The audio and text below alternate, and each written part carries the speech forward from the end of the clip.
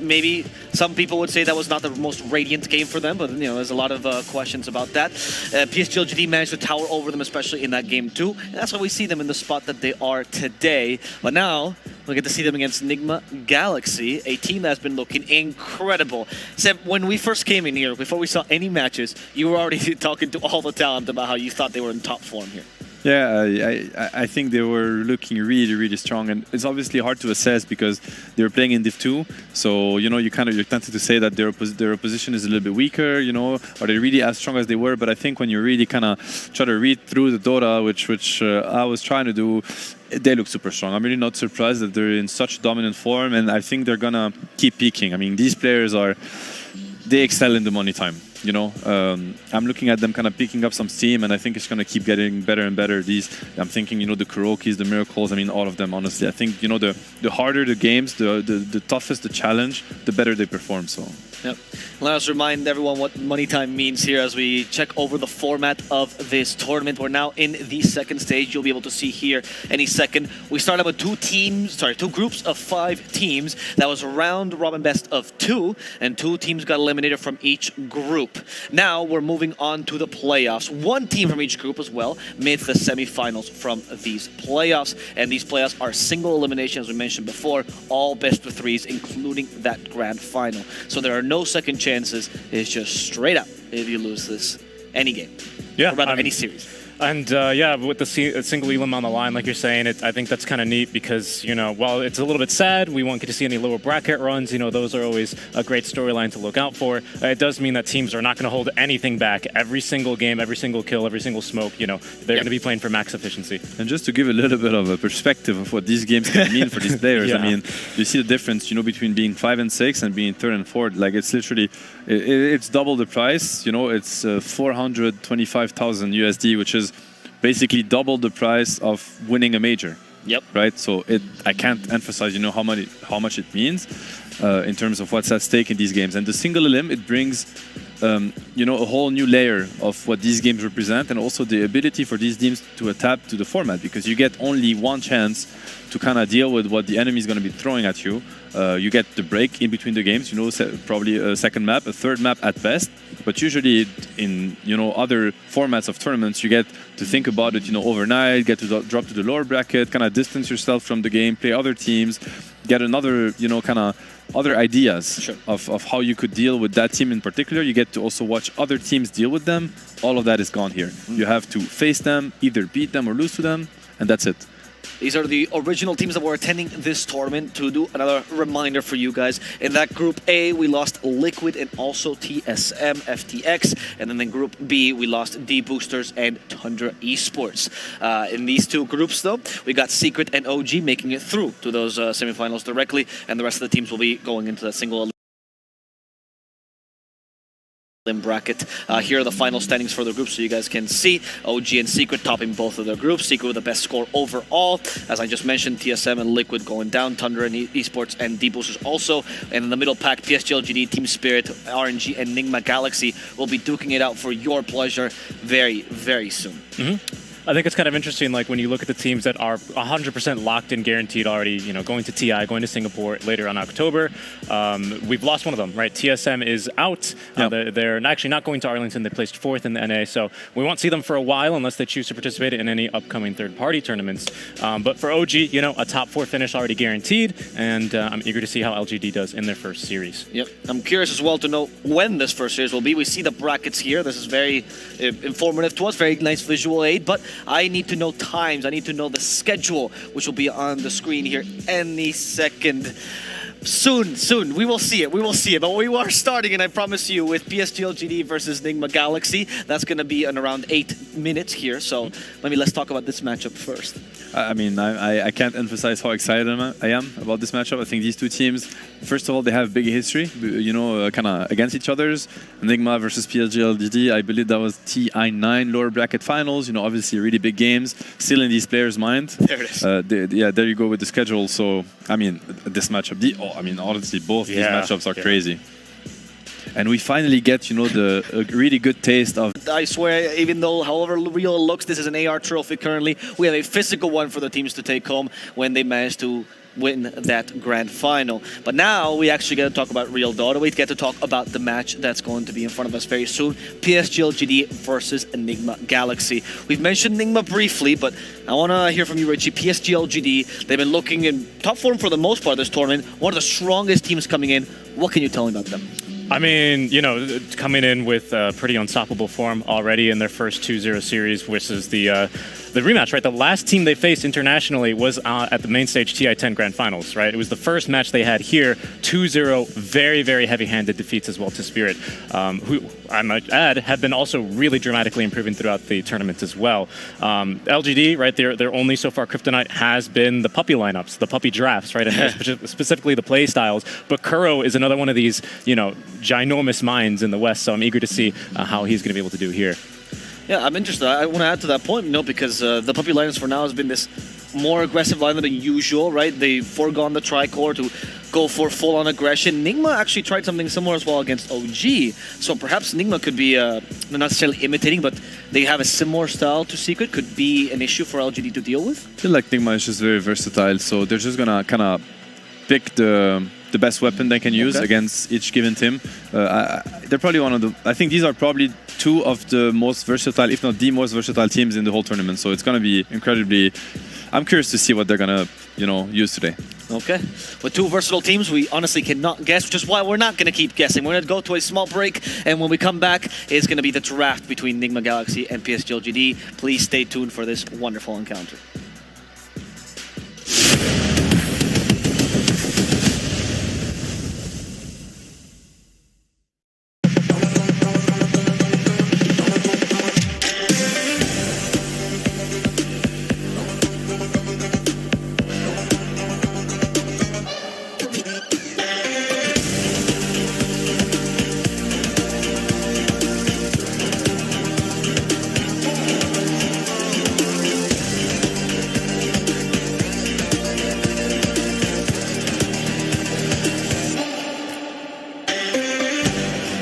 Progress is a race that has no end. After every finish line, another challenge awaits. How can we continue to push innovation in a sport at the forefront of technology? This is how.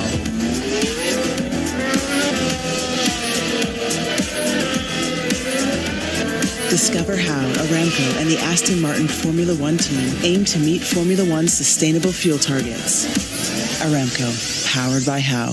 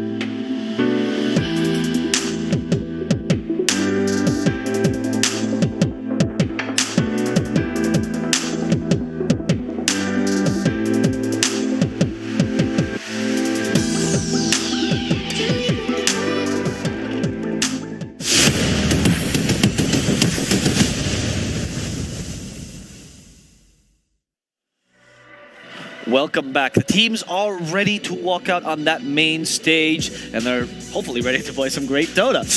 So let's get to meet them a little bit more. Let's talk about them briefly. What are your expectations for this matchup? Not results, of course, but what are things can we be seeing here? What strategies do you think these teams can be bringing, Seb? I mean, I think this is some of the best Dota you're gonna get all year. I'm not gonna lie. Wow! Yeah. Seriously, I think these are two of the best teams in the world. Really, they always have been. There always will be. I don't know. They still are. That's what I know. Sure. So yeah, I really can't emphasize how exciting these games are going to be. This is single elim. This is, big money, big stakes. I think it's going to be crazy. I'm curious of one thing.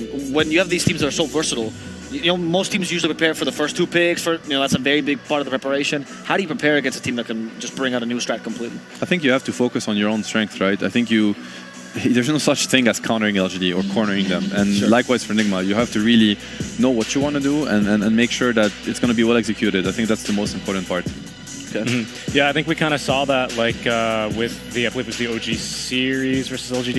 I think I might be misremembering here, but trying to always ban out this lone druid, right? Like LGD in their first game of the tournament, just last picking their lone druid, first picking Razor, they just kind of do what they want. And I think, like you're saying, it might be best to just play your own game and play to your own strengths as a team. There's actually Tundra and D-Boosters. D-Boosters also did the lone druid ban every single time. And I'm going to see the teams now walk out on the stage, so get ready to witness their glory.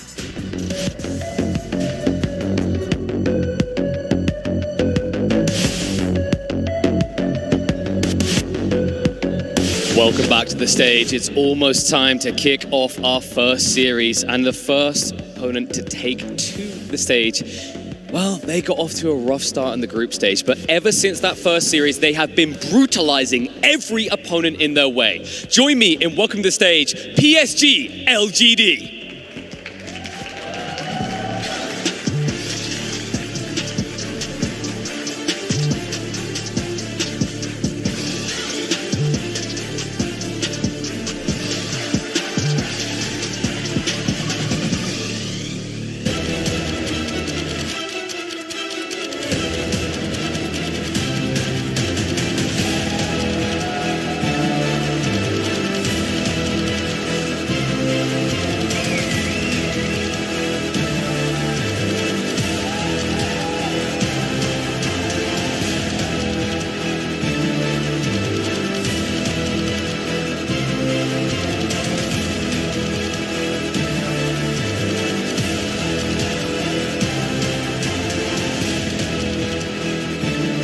فريق PSG وصل المسرح، لكن خصمهم هو الخصم اللي ممكن قدر يتأهل من الجروب A على المركز الثالث، ولكن قدرته انه يقدر يوصل للنهائيات ويتأهل الى نصف النهائي ويوصل لهم الفاينلز جدا جدا عالية. فخلونا نرحب فيهم اعزائي المشاهدين والحضور، فريق نيجما جالكسي.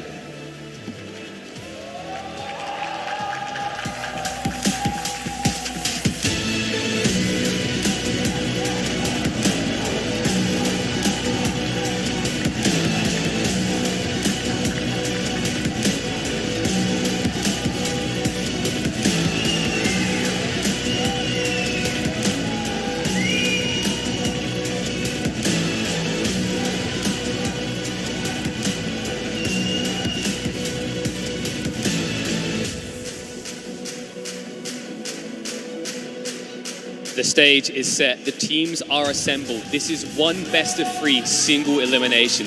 The last time these two teams met was over a year ago at the Singapore Major. There, LGD took the victory, but here, Nigma have home crowd support. Let's see what they can do as we head across the desk.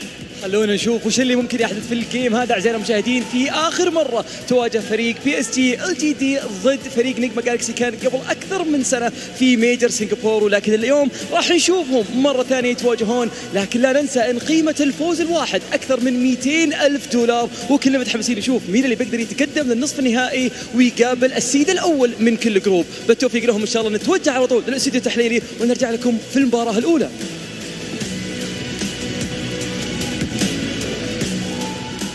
welcome back. The stage is set. Two incredible teams, a crowd that is roaring. Honestly, probably for Nigma here, because they have a lot of fans. We always see them, meeting up with their fans here. But it's PSG.LGD that I'd like to talk about first. This team has a coach that at one point redefined what it meant to be Chinese Dota, and this team has been probably the best team in China for the past 3 years. Arguably one of the best teams, if not the best team in the world as well. Seb, what can you tell me about these incredible players?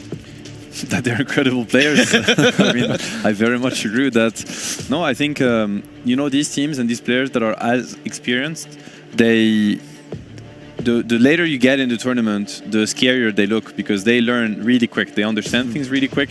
You have to also understand that they have not seen other regions play, or I mean, even if they watch, kind of watching versus playing is a big difference. So now they got to play versus other regions, and they got to break down really what is it about other regions' play style, that might be good and that we might be forgetting or kind of down looking. So I'm sure they are kind of growing day after day, getting stronger day after day, and it's the same for Nigma, which is why I think it's hard to predict what these teams are going to value, kind of more or less. But I can only tell you that it's getting better every day, and you're going to get really the best of what they had to offer so far. Richie, is this one of these encounters, because of the versatility, because of the caliber of both teams, where the meta is going to literally be defined as the match progresses, the best of 3 progresses? I think we're going to end up seeing that. I think the thing that's really interesting about LGD is they're coming straight from playing Chinese DPC, like literally 24 hours before they were playing tiebreakers, right? To the point where we brought this up, they did kind of forfeit the last series, but just to come here and prepare. I mean, I'm sure Xiaobao was, Xiaobao was doing a lot of preparation work, but Nigma have had plenty of time off, right? They just did their Division 2 run, kind of coasted through that. I'm sure they were testing out some things, doing some scrims, don't get me wrong, but they've had much more time to prepare. So yeah, I think we're going to see some really cool stuff out from the minds of Kuro and Xiaobao here. All right, that's the second team that we're going to be seeing today. It's Nigma. Seb, you've been singing their praises this whole tournament. You're saying they're back in TI form. Why is that? What was the big change for them? I feel like a surge of confidence. Okay. I feel like, they've had this kind of long period of time where they probably did not perform as much. I mean, these guys are TI winners, right? Like, these guys have been winning big tournaments after big tournaments, and they've been dominating also teams behind the scenes, in the scrims, in the practice. They've always been one of the best teams out there. I'm sure all the pro players would agree to that, and they end up in Division 2. They end up as being one of the, visibly one of the weaker teams out there in the region. It's definitely not the case. I think they've been kind of looking for their true identity, their true selves. They probably have been confusing themselves, overthinking, and they've had this really long period of the, kind of the end of the Weeha era into the LTW that really never really worked like as much as they expected to. And it doesn't matter if you're a GH, a Miracle, a Kuroki, or Mind Control, these things can kind of get to you, and you get to kind of overthink and doubt yourself. It's like, am I still good enough? Do I still have the right view on Dota? And I feel like bringing in Sumail, kind of it was a better fit in terms of playstyle, and it helped them find the confidence again. It's like, oh yeah, we are good actually. Our ideas, they do work. We just needed the missing piece of the puzzle, which they actually have now. And I just feel like they all woke up all of a sudden together, and it is scary, and I'm sure we're going to see it today. Right. I'd like to talk about that, like, kind of teams adapting differently to different circumstances and different play styles. Right, in our secret interview where we had Puppy and Chrysalis on the couch, Puppy, not really a fan of that format, right? And I could see why that's certainly the case, and how they show up to LAN and look like not really a different team, but like you said, reboosted, re-energized, right, and ready to go. Nigma as well, they've been hungry to prove themselves for quite some time, and I think this is the perfect opportunity for them. King's back to mid, back in the off lane, back in the mid lane, of course. Miracle safe. And you look at other teams like the Hawk and BetBoom previously also do differently on like the online accelerated format, right? They show up to Stockholm and, some impressive games in the group stage, and then main stage, it doesn't really look so good for them there. So that is very much like a different teams preferring different metas and different kind of play styles and environments. But here at LANs, where it's the biggest stage, it seems like these guys really turn it on. And think of the difference, right, that we saw between Tundra with 33 and Tundra with the Hawk. Think of the difference. Are suddenly Snaking, Skitter, Nine, and Saxa worse players? Are they bad? No, they're not. We've seen them in format the major. They're incredible players, but sometimes one player's style or difference, it doesn't matter how good they are. It can change the entire team, and we've witnessed that with like firsthand here with Tundra. So I think the exact same happened with Nigma. Suddenly you have these superstars that are Kuro or MC, like finally enabled. They can kind of play the game, how they view it. Sumail supports that. He, as they even said in interviews, he's gonna bring even new ideas, maybe even better ideas. So not only does he enable that, but he probably enhances it, and then you end up with a team that is super scary, dominating through the group stage and ready to take a battle with LGD and maybe even beat them. Yeah. I love that you mentioned this because there's a history with this with Kuro particularly back in. People really like this idea that if you kick a player, you bring someone new, that's because the new player is better, right? And that is too binary. It's not how Dota is. It's not. Dota is complex, and Kuro was the first person to mention that back in the Liquid days when they kicked Matoma Man, right? He said it's not because he's the bad one. It's not because we think we got a better player. It's just because we believe that we can find a better fit sometimes. Yeah. And now we're going to be seeing this with Sumail. The draft is upon us, and here are the bans by Nigma Galaxy. A lot of teams have tried different strategies against PSG.LGD. This is the first team that first phase bans the Warlock. This means that the Razor's open. That's something that they've been very keen to pick throughout Chinese TPC. Tiny as well is another highly contested hero of theirs. So I'm eager to see if LGD... Yeah, I was actually just saying, they always like to ban the Wyvern, usually second phase though. So a pretty major adjustment here from LGD as far as first phase bans go. I don't know that we're going to see the Razor as contested. We'll see. I think for LGD, it's an important hero for them that they respect a lot. I don't think it's the same for Nigma. I think it's more situational. Never mind. As I say that, they do first pick it, so never... I mean, it's always a... Nigma, they probably have more to their playbook, but it's also a good take for teams to sometimes kind of choose the weapon that also takes it away from the enemy, right? It's just always better. You could decide to be picking, for instance, a Coddle that you're very comfortable with. If you're as comfortable with the Razor and you know that LGD were looking at it, then why not? So they're going to go ahead and first pick the Razor. Obviously, a lot of heroes that both teams like a lot are open. This is so classic LGD. I mean, it's not even LGD, I'm sorry. This is just Wings, guys. Like, at this point, I mean, out of the blue, 2 heroes that haven't been touched in the first phase for the entire tournament, and you get them right away. That's the beauty of Dota. That's why I'm a fan of that team. This is a very, very similar opening as well that LG used versus Team Aster when Aster swiped the Razor from them first, right? Interesting. They wanted to go with the Warlock, but that was banned against them here, so they're going to pick up a different 5, but they very much value the Faceless Void. Maybe it's for the lane, maybe of course the matchup is quite good, Chronosphere, and beat the crap out of them, right? But they did also first phase this hero. I'll be honest, I feel like this Void pick reminds me a lot of their Bristle pick second phase. Like, they are exposing the Void a lot. You can do this from first pick, and that's what I mean. Right away, MC is like, Void +1, Ame, are you serious? Then he's just going to profit the Void. It should be a very tough lane for Void. Just think about a Void trying to blast it against a Prophet. It's tough, and you don't really have a way to... How do you deal with Prophet? You either outlasted him, kill the Treants, Void does neither, or you kill him. Void is also not the best at killing Prophet. He doesn't really have burst damage. Think of the Prophet going to be partnered up probably with a GH or Kuro hero, a melee +4 stunner. It's usually what you get to get along with the Prophet. It's a long way to say that this Void is going to have a tough laning phase. Sure. I don't want to get into that territory, but the Razor could be support. I'm not hoping to see another Kuro +5 Razor, even though, with all due respect, I know it became a meme after the TI qualifiers. Fata's been doing it on Quincycur, though. Sometimes it's what you have to do, If you're going to completely destroy Faceless Void's game, I mean, why not? Yeah.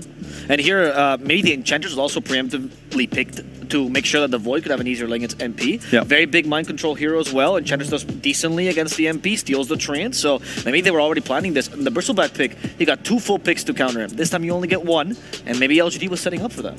You only get 1 through, but you also get the second fish, right? And I mean, Void is not a hero that... I think whenever you pick a Void, it needs to be a good Void game, because it's not a hero that can adapt having a bad game, play utility, you know what I mean? Some heroes kind of can. Prophet having a rough game, sure, buy different items, find a way to impact the game anyways. Void is these kind of heroes where you pick a Void, it's gonna be a Void game, And if it's a bad Void game, it's kind of hard to get out of it.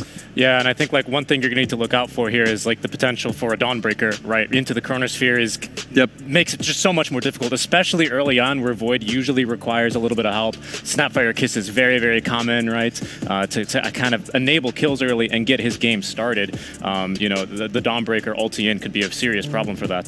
That is so many teams have been looking at this Razor, right? You think of OG, you think of, RNG also have first picked the Razor, so I'm sure all the teams right now we're getting into kind of the final stage of the tournament with the best teams that are staying, and this is a big test for everybody else is watching. It's like, this first pick Razor has been winning most of the games, if not all the games, and now you have one of the best minds of Dota being like, we think that counters it. So there's a lot at stake for this game, not only for these two teams, for also how the meta of the tournament is going to develop. So a lot at stake here as we get some of the final bans from Nigma. Interesting. I want to talk about this Quap ban. Is that as a protection to perhaps put the Razor mid? Is that what they're considering here? Exactly. They want to keep their options open, and they already don't want to put the Razor on the safe lane, on the off lane, I mean, against the safe lane of LGD, which is why they picked the Prophet. So now they're looking at this Razor going either mid, and they're trying to cover that angle by banning the Quap, banning the Zeus. It's probably a hero that's now pretty good against Razor mid, I would assume. You know, the Heavenly Jump, kind of slowing the Razor, getting away from the link, and just kind of nuking the wave down. It doesn't sound like Razor can really stop Zeus from doing anything, and it's just painful for Razor to be kind of... Razor doesn't like heroes that are going to not allow him to kind of close the gap, right? He doesn't want to die from afar. He wants to get on top of you. So that's why he enjoys the melee carrier heroes, because they want to do the same, and this is when it doesn't work. So the Zeus, the Quaps, these heroes are naturally good against the Razor. So that's why Nigma's trying to cover. It's either going to be a safe lane Razor or a mid Razor. But knowing Miracle, I'm sure he's not probably the biggest fan of the Razor kind of heroes. He likes the farm-heavy, flashy ones. So... Okay. Yeah, there's the Marcy pick. I just want to quickly comment on those last two bans out from LGD, in particular the Nyx. I thought it was maybe something to do with potentially like a Dawnbreaker, hence like Nigma banned Zeus. They don't want to play against like a full global lineup while the Faceless Void farms and gets online. Maybe that was something they were considering, but it seems like they're going in a different direction here with the Marcy pick. I think they're banning also heroes that are gonna pair well with the Prophet or the Razor on the offlane, which, you know, the Tusk, the Nyx, these are the more popular heroes, and I think these are GH heroes, Kuro heroes, these are heroes that also Nigma has played with quite success in the tournament. It's gonna kind of corner Nigma into picking heroes that they probably are not as comfortable, or that LGD don't care as much about. I'm thinking a little bit about the clockwork for Nigma. Of course, you're probably not that happy against the Void, but with the new change to Battery Assault, it's probably a better hero against Enchantress. There's the Dawnbreaker. Dawnbreaker CM. That is a very strong and scary lane to go up against, and that's also the beauty of what Nigma usually does with drafts, is they try to keep it open for as long as possible, because you still don't know where Dawn is going and where Razor is going. It could be either way. Right. And now we have LGD having to kind of pick in the dark, right? Because they don't know these positions, they don't know how to set up these lanes. What would be the options here to set up for Marcy's success, Richie? Do you think you pick up an offlane with kill potential to make sure Marcy's a good lane? Do you use that Psychic more? I think if you're LGD, you need to pick ideally a Faith Beyond hero that lanes well with Marcy against both Razor and Dawnbreaker. That's probably your best option right now, knowing that it could be the last hero coming too. So, I mean, a lot of heroes do the job, but you just need to pick something that's kind of stable, good for the game. I want to say, I think it's still a very good Void game so far. Of course, he might have a little bit of a slower laning phase, but at the end of the day, he does have an edge, one of the strongest supports to secure your lane, no matter what you're up against. And I don't see Void as being countered. I think Void, when he gets, when he's going to get to critical mass this game, he's just going to win this game, right? He's not going to get stopped by any of these heroes so far. So I think, I like these kind of picks, like just stable picks, gonna help you kind of stabilize the game, fight back, so that you can get Ame to where he wants to be. And if you do achieve that, then he will just win you the game. Yeah, and at least with this Pango pick, it brings some sorely needed wave clear versus the eventual Treant push. Of course, now Nigma have their bases pretty well covered between the Celestial Hammer, the Crystal Nova as well, and the Maiden, even Razor, right, having good wave clear. So something for that into Maelstrom looks potentially good here for them. I'm wondering, I predict that to be a mid laner though, because I'm not sure how powerful of a lane that is between the Marcy Pango.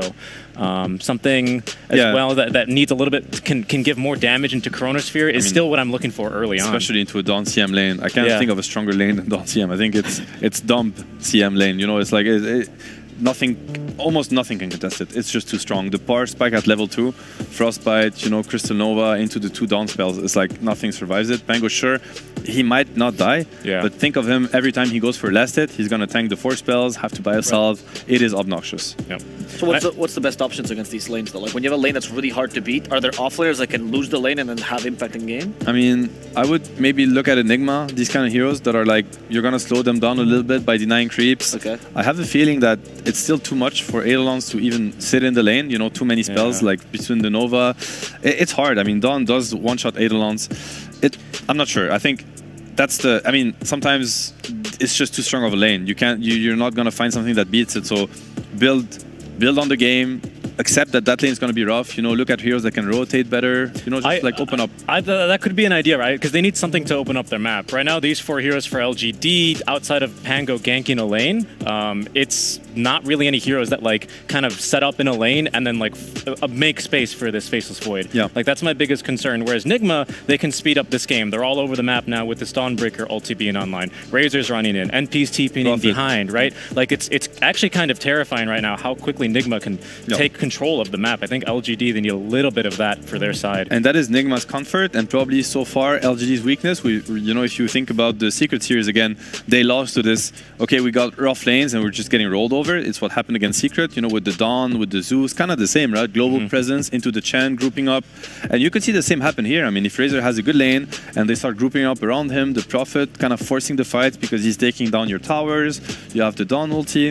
I think LGD, they really have to respect this early tempo that Nigma can decide to put on the game, and I don't know that they have the answers yet. I mean, and I think those were 2 very good heroes, right, that Nigma just banned out. The Viper, of course, a fantastic lane with Marcy, one of the better ones, might even be able to fight into this Dawnbreaker. Great laners, great early game heroes, tempo controller, and that is exactly what, you know, LGD needs right now. This is going to be, I mean, I don't know where this Bristle is going. Is this going to be a Razor support?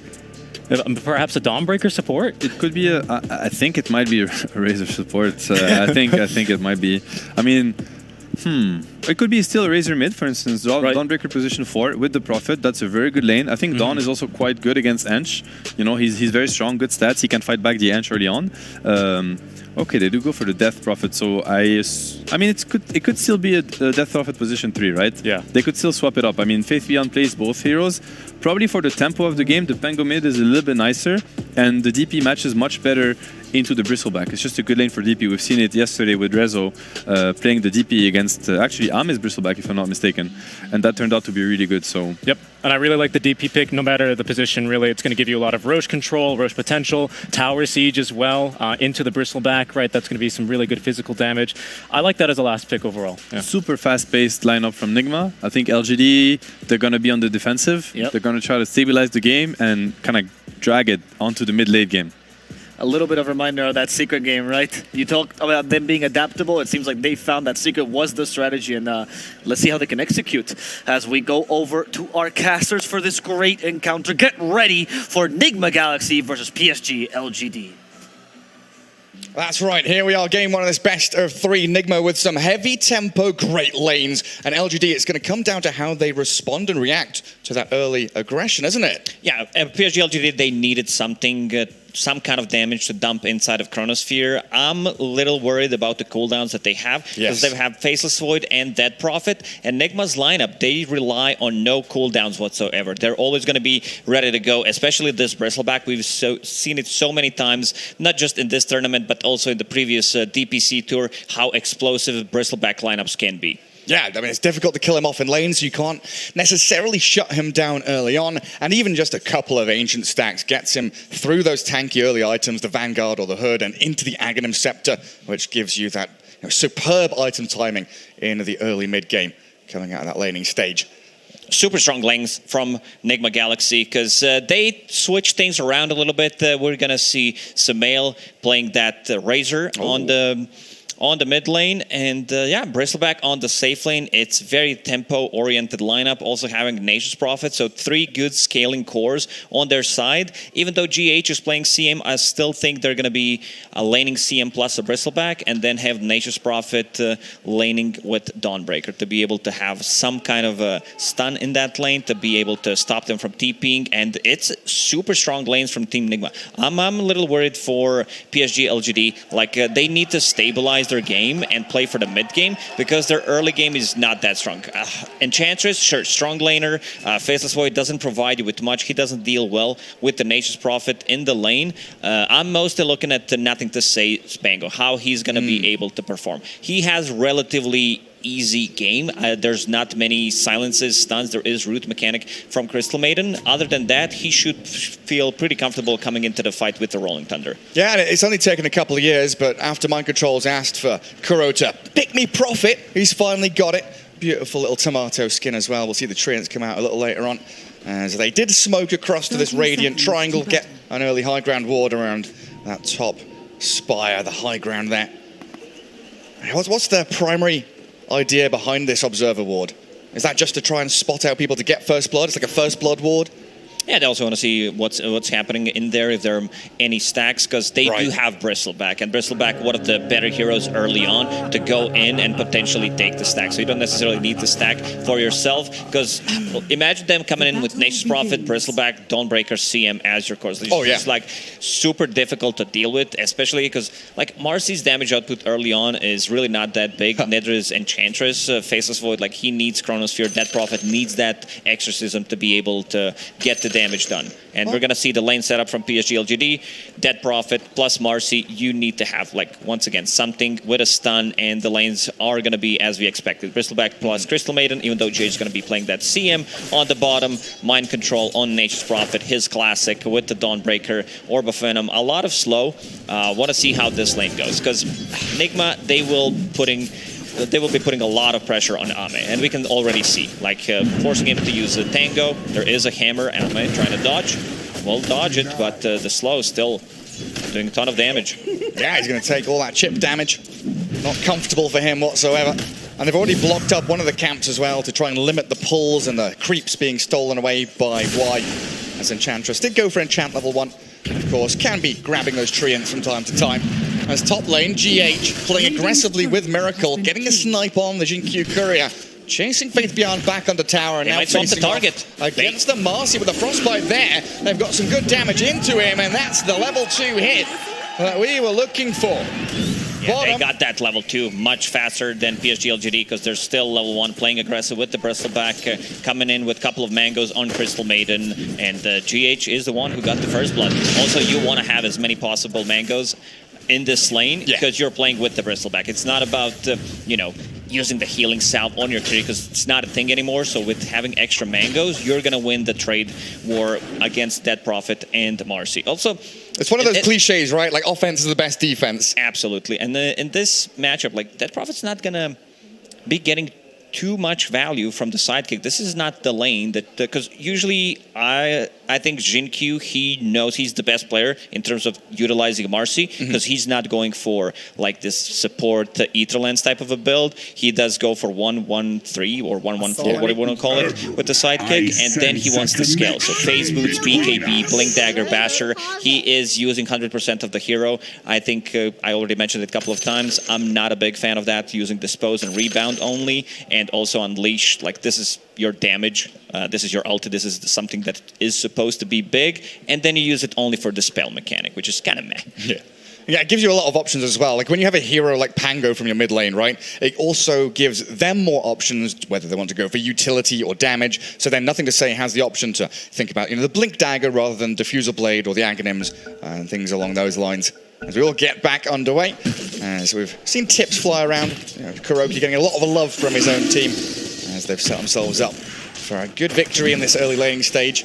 Top lane already with that first kill, and looking in towards mid, Nothing to Say is taking a lot of harassment from Sumail. 10 and 2 on the Razor. Pango only picking up 6 CS, but he does have a wave arriving at his tower now. Even though you don't have the long lane to play with Razor, usually he wants to be able to connect with the static link. Someone uses a slow or a stun, and then you win this trade war in terms of region. Still playing against Pango, forcing him to get the swashbuckle defensively to be able to break the link, and stealing some of his damage. Kind of expected against the Pango, as we see. He still dealt damage, but not in a way that he wants to. Yeah, level 1 static link going for the 2 points in Plasma Field, knowing that you're kind of just forcing out the swash with it. As another courier snipe comes through, Kuroki, right place, right time. And Y stealing one of those treants and just sending it towards Mind Control, zoning him a little bit with his own tomato. Ame on top of CS. So Y doing a very good job soaking up some of the damage on this bottom lane. Looking at the build on Mind Control, going for top again. Look at that damage. So quickly it comes from GH and Miracle, and they'll absolutely go in towards that tier 1 to take down Jinkyu again. Miracle ready to buy Ring of Health. Has 8 magic stick charges. Was thinking about for a second to go behind tier 1 tower, potentially dive, but it was too risky. Kuro on a mid lane. Yeah, coming in hot, Nothing to Say. Jumped in, the Celestial Hammer's there, burning through him, but Jinkyu will be able to come in, refill the bottle, transfer it back to nothing to say, just to try and alleviate some of the pain he's been feeling in that mid lane. It was a good move from Kuro because he understands that on bottom, mind control, he feels pretty safe, and also forcing a TP rotation, which means that on top lane, Bristleback will get some pressure off on him because he has Ring of Health. He wants to be able to reach Jin-Q with the jump. Yeah, straight onto GH. Reasonably squishy Crystal Maiden, but she's able to reset, get away from the Spirit Siphon, and they turn it back so quickly. GH on a killing spree. Miracle's diving tower. He wants this Marcy real bad, trying to get the Bristleback cool sprays out, but not close enough. Good little step back there from Jin-Q's Marcy. Do you know, Gary, that I read a comment about the Bristleback that it was, I don't know, a year or two ago, where people, like someone realized that he's called Bristleback because of his back. Like that. It's just like, oh, now it all makes sense.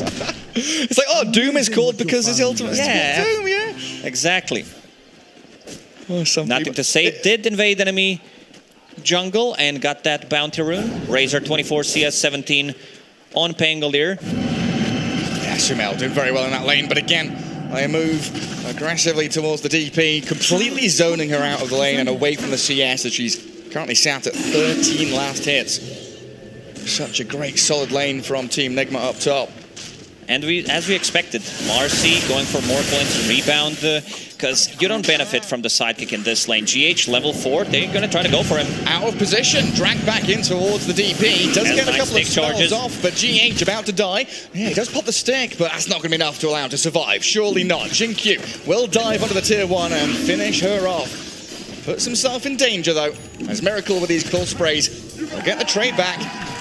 GH was so close. It was like half a second for him to use the Frostbite, and this still benefits Nigma quite a lot because they are getting solo levels on a Bristleback. Why? Trying to make a rotation. Let's see the Hurricane. Can he pull him back? Yeah, looks like they should be able to. Sumail gets out of the plant field and they don't Hurricane him around. Why going to get frostbitten? Came in aggressively to play this mid lane. Sumail dies, there's nothing to say. Gets the swashbuckle in towards him. It looked like Nigma might have been able to withhold that and get just the Enchantress kill, but don't underestimate this Blightstone swashbuckle. Yeah, Hurricane there on Pango instead of connecting onto Razor, but still a good trade, I would say. Nothing to say, getting the levels, and they got the kill before he used Rolling Thunder. And also this, mid lane, GH. Yeah, he's been dived again. Jin-Q, with the help of this Wild Wing, slams down the Maiden. Sumail with the plasma field will be able to clear through Marcy, though. A lot of trade kills. Sumail coming in, cleaning things up. There is still a rune, so that's going to be for nothing to say. Being able to refill the bottle on bottom, however. The pressure. Mind control, yeah, a ton of pressure. I love the build that he was going for on Nature's Prophet lately. Maelstrom. Oh. Not the Orchid? Yeah, no, not this time around. Just the straight up Gleipnir. Get that scaling potential as well. So much damage onto this tower with the catapult wave arriving. Jin-Q is sitting in the trees waiting for his moment to strike. I just don't know if they can do this. Arme nowhere near level 6. Yeah. They might need another one to come here bottom. There's the here they come, nothing to say. Nice Starbreaker though. Nothing to say. Will be able to take down Kuroki though. And that will deal with the catapult wave while Exorcism up top. Miracle is having to contend with a large camp and the ghost flying around him. Quill sprays galore, kills off Y, but Miracle will in the end die. Yeah, Exorcism still, dealing full damage, not affected by damage block. And in mid, nothing to say, can't swashbuckle away from Sumail. Charging towards Jin-Q, keeping him away from the tower, and this is the thing, right? The early he's going for more, he's going to get a kill! Sumail knew where his limits were, and he pushes them absolutely perfectly, unlocking that mid-tier 1 with the arrival of Mind Control as well. Nigma having a really good read on the game where they need to bring an extra hero just to be able to secure the kills. Ame finally hits level 6, but look at the bottom tier 1 tower, it's down to 300 HP. First Exorcism was used, no real damage done to tier 1 towers. So in terms of trading the towers, I feel like Nigma, especially with the global presence, they're going to be able to kill the tier 1 tower and also defend their safe lane tower. 0 tower damage we just saw there. Beautiful stats going up. LGD struggling. Oh, it's to the do creeps. anything like that. Oh man, those creeps. Just the creeps. But back to your point, right, about the trade kills and about the numbers matching. No real advantage from either team in these engagements. That's a good sign of well-matched teams understanding where each other needs to be and reading the opponents as well. Yeah. So far, Nigma having a really good read how PSG.LGD is going to react to what they're doing. Right now, Miracle is going to go back to the top lane, and they need to be a little bit more careful. Kuroki, a little under-leveled because they were not getting the kills in this bottom lane. PSG.LGD playing very defensive, so level 3, 9 minutes in, he's going to need to be the one getting the tome. Yeah, Nigma, the reads they're getting out of these 3 observables they've got planted in a triangle around that mid lane and bottom jungle area. They've seen the Enchantress, they know that Jinkyu's around down here as well. So they've got the options, whether they want to TP and react bottom, play into this Chronosphere, which Arme does have, or just kind of casually farm away, Miracle dragging waves into camps and getting that efficiency going. Sumail, very interesting build. It's all about the efficiency, like how much return you get for the gold invested. LGD, all that thought. Trying to force something and get the drag back with 2 spells. Hurricane and the Dispose, but GH from the high ground. Freezing Field comes. Wrath of Nature bounces across them as well. But it's just going to zone back LGD as they hold their aggression. A kind of wasted roll there from the Pango. He needs a bash here. He does, but look at Sumail's arrival. Chrono comes onto the 2 of them, a defensive one. First one, it's the zoning one. They even give him move speed, so for 2.5 minutes, they're not going to be able to play Sumail. What a bro, helping out mind control, and this should also result in a tower, because this... look at him go! Here. Oh. He's TPing in behind him. Arme, he doesn't have Time Walk anymore. Frostbitten, blasted by the plasma field. Arme's going to jump across and he'll back up. Ever so close to finding the takedown on the Void as Fate's Piano arrives with the Exorcism and nothing to say. In on top of Sumail, and Shinkyu arriving, should be able to find a kill on the Razor. A big one for LGD if they can finish it off. Sumail so speedy though, and with another link in the body blocks from the Treants, nothing to say with a shield crash. At long last gets the takedown, and Nigma lose 3 heroes. PSG.LGD brings everybody down. They understood we need to save Ame, and Ame TPs to the top lane immediately without having no Chronosphere. Like, his contribution was not there. Getting the time walk off and managing to survive. Big W for PSG.LGD. Nigma, a bit greedy. They wanted to get more, getting behind enemy lines. They still took the tower. Yes. That's something that we mentioned. They will be able to defend their towers. Top lane, harassment, forcing him to use the time walk. Nigma now with that wide open space, right? They're able to control the bottom jungle with the tier 1 mid and bottom gone. And Miracle's also farming Radiant Triangle. We've talked about this a lot recently, thinking about the resources on the map of Dota 2. It's not about necessarily being fully efficient on your side, farming your jungle, but taking things away from your opponents to limit their potential. Because he feels relatively unkillable, I would say, without Exo. Maybe with the mana burn, once you get to that Diffusal Blade timing on Pango and bringing like 3 heroes, they should be able to bring him down, but it's going to take a while. GH hiding in the trees. Yeah, Kuro about to hit level 16, 1 CS. Let's see if he can come in time. Oh, he does get it. Solar Guardian allows GH to survive. Nothing to say, blown up as Miracle arrives from the triangle back up to top lane and hunting Jinkyu down in the trees. No stuns here in towards Y, so a quick TP will allow his safety and return to Fountain. I was looking at bottom. Literally, he needed 1 creep on Dawnbreaker to be able to get the ulti, and he gets it immediately. TPs, saves Kuro, and they get 2 kills. So this should also be a tower. This is something that we mentioned because they rely on cooldowns. Yeah, Rolling Thunder, not the longest, level 1, 80 seconds, but it's about the Exorcism, it's about this Chronosphere. So once they misuse their Chrono, I feel like Nigma is just going to go, when I say misuse, even if they get a kill or 2, they're still not going to be able to contest Roshan, because Nigma Galaxy, they have all the tools. Yeah, look at the heat map. A little bit in enemy triangle, a little bit here, and Ame just made it 1 big spot. Like 1 big blue dot. He has not moved so far. TP to the top lane for a little bit and then move to the bottom. Miracle creating that barrier in front of his own jungle. Nigma will hit big timings with this Aghanim Scepter about to be done in 1500 gold. I feel like PSG.LGD, they need to take 1 fight before that, because Diffusal Blade is about to be finished in 200 gold, Chronosphere and Exo is up. Oh, that's huge, yeah. 7.6k net worth on Miracle. A massive performance coming out of him on the bristleback. 7,700 total. I want to go back to the point that I was trying to make, but you stopped me. There were things. Sorry. No. Yeah, you needed to hype it up. Let's see about this one. Oh, big one.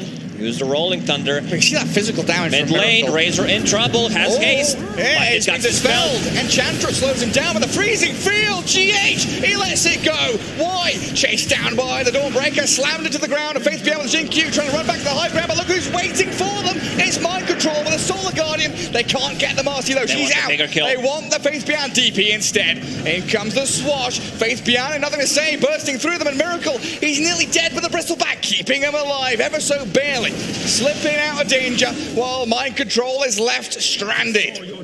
This is the fight that I wanted to mention. Like, go in. They didn't even commit with the Chronosphere because they're going to hit like a little earlier timing. That Prophet, almost 4,000 damage in that fight, allowing him to survive with the Yule Scepter. Like, he doesn't have a single like tanky item on Fate Beyond. It's just the Yule Scepter, but he had the Spirit Siphon charges in that fight, which did enable him to survive. So still pretty good. Faceless Void does have Maelstrom right now.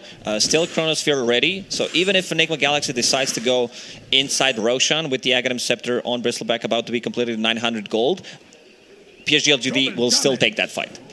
Yeah, it's absolutely disruptive as well, knowing that Nigma want to be using these timings and continuing the steamroller that they've built up. So continue charging forward. Having a team fight win as LGD there might bust Nigma's morale a little bit, but you've got to realize they'll pick themselves up and understand they've got to keep this moving forward.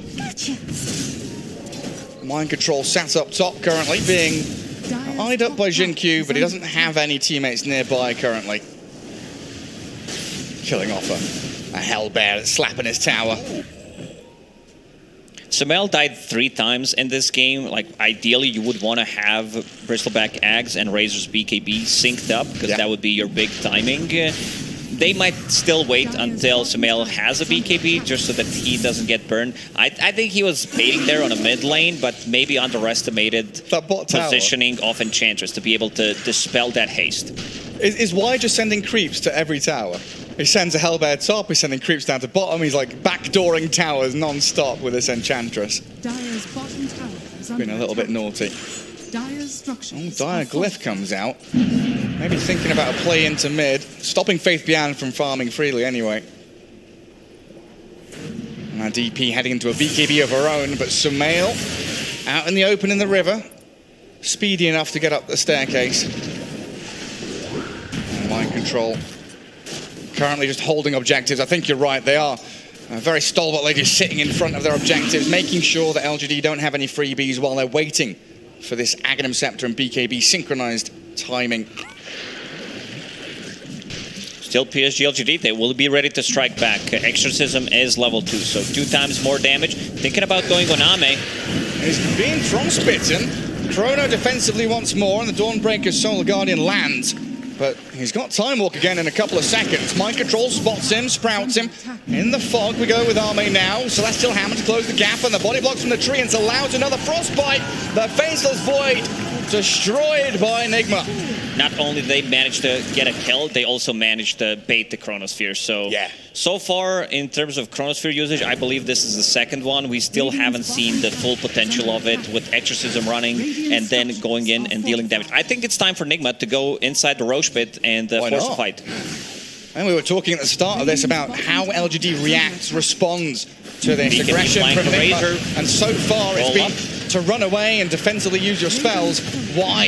Chased down by the Bristleback, Jin-Q and Faith Beyond. I don't know if you can fight into this. You Ghost and you Unleash, sure, they'll do a little bit of damage here and there. But with Kuroki's arrival and Sumail and GH closing the gap in towards them, the Nigma Galaxy side have the advantage. Great roll in, but they're struggling to get a kill. Finally, Miracle falls, but look at Sumail go.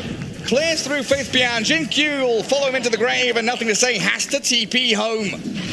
Yeah, Miracle took one for the team. He decided to go in just so that the rest of the PSG.LGD chases him, and still a pretty good trade. So exorcism down for 2 minutes. It's all about paying attention on these big ultis for PSG.LGD. Someone needs to time it, because they will have every single time like a minute, even more than a minute, to be able to react, get some stuff going on the map or force Roshan. You see that, the big difference between those cooldowns.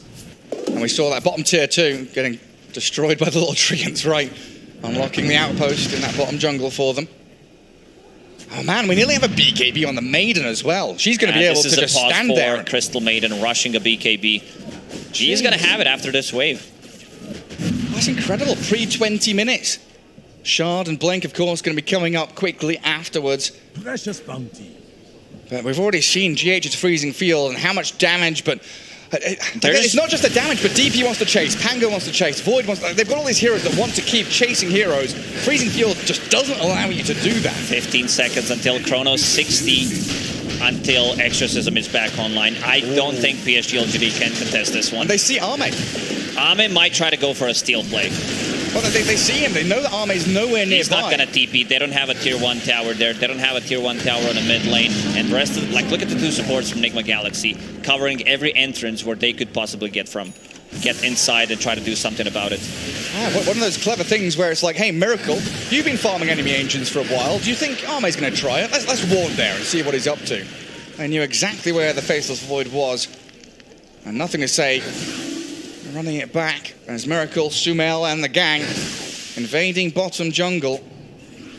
Nothing really objective-wise to claim here, so yeah, they change tact and move in towards mid. A big old Treant, greater Treant. Such a beautiful red face. I like what Kuro is doing. He's playing this Dawnbreaker 5, and he understands where like the real threat is going to come from. Disarm potentially on Razor, silence, and also time dilation on Bristleback. So he wants to be able to enable his team with all of this stuff. It's not the Gleipnir. He's going straight Mjolnir there. Oh, look at him! Oh, I just want to squeeze his cheeks. Beautiful little fellas. I guess the reason why he's going for Mjolnir this time around is, yeah, the Ghost, so it's going to proc a lot more. Like, even time dilation. On top of that, Pango, he does tend to get a lot of instances of damage in the team fight. Is this where, I don't know, do you consider like a Blade Mail on a DP? Because there's so much spill damage from Razor, Bristle, the Mjolnir. I don't think that item is viable right now. Okay. This is a good one. He's also going for Lotus Orb. Oh, mid. Hello! Who have we got here? Mind Control, healed up by the Solar Guardian, and GH, he's just going to straight up BKB freezing field. Y says goodbye to the world of the living. Jinkyu dead to Sumail as well. It's very difficult for PSG.LGD to commit even to one of the supports. Like, they try to go on Crystal Maiden, he pops a BKB, you know that there's going to be big Round of Nature coming in, potentially TP, and also ulti. Ooh, that's big damage. Still does not want to commit. 3 minutes faster than Dispatch fastest. I mean, this is GH we're talking about. He's been involved in 14 out of 18 kills. Oh, really? Yeah, very active on Crystal Maiden. Incredible.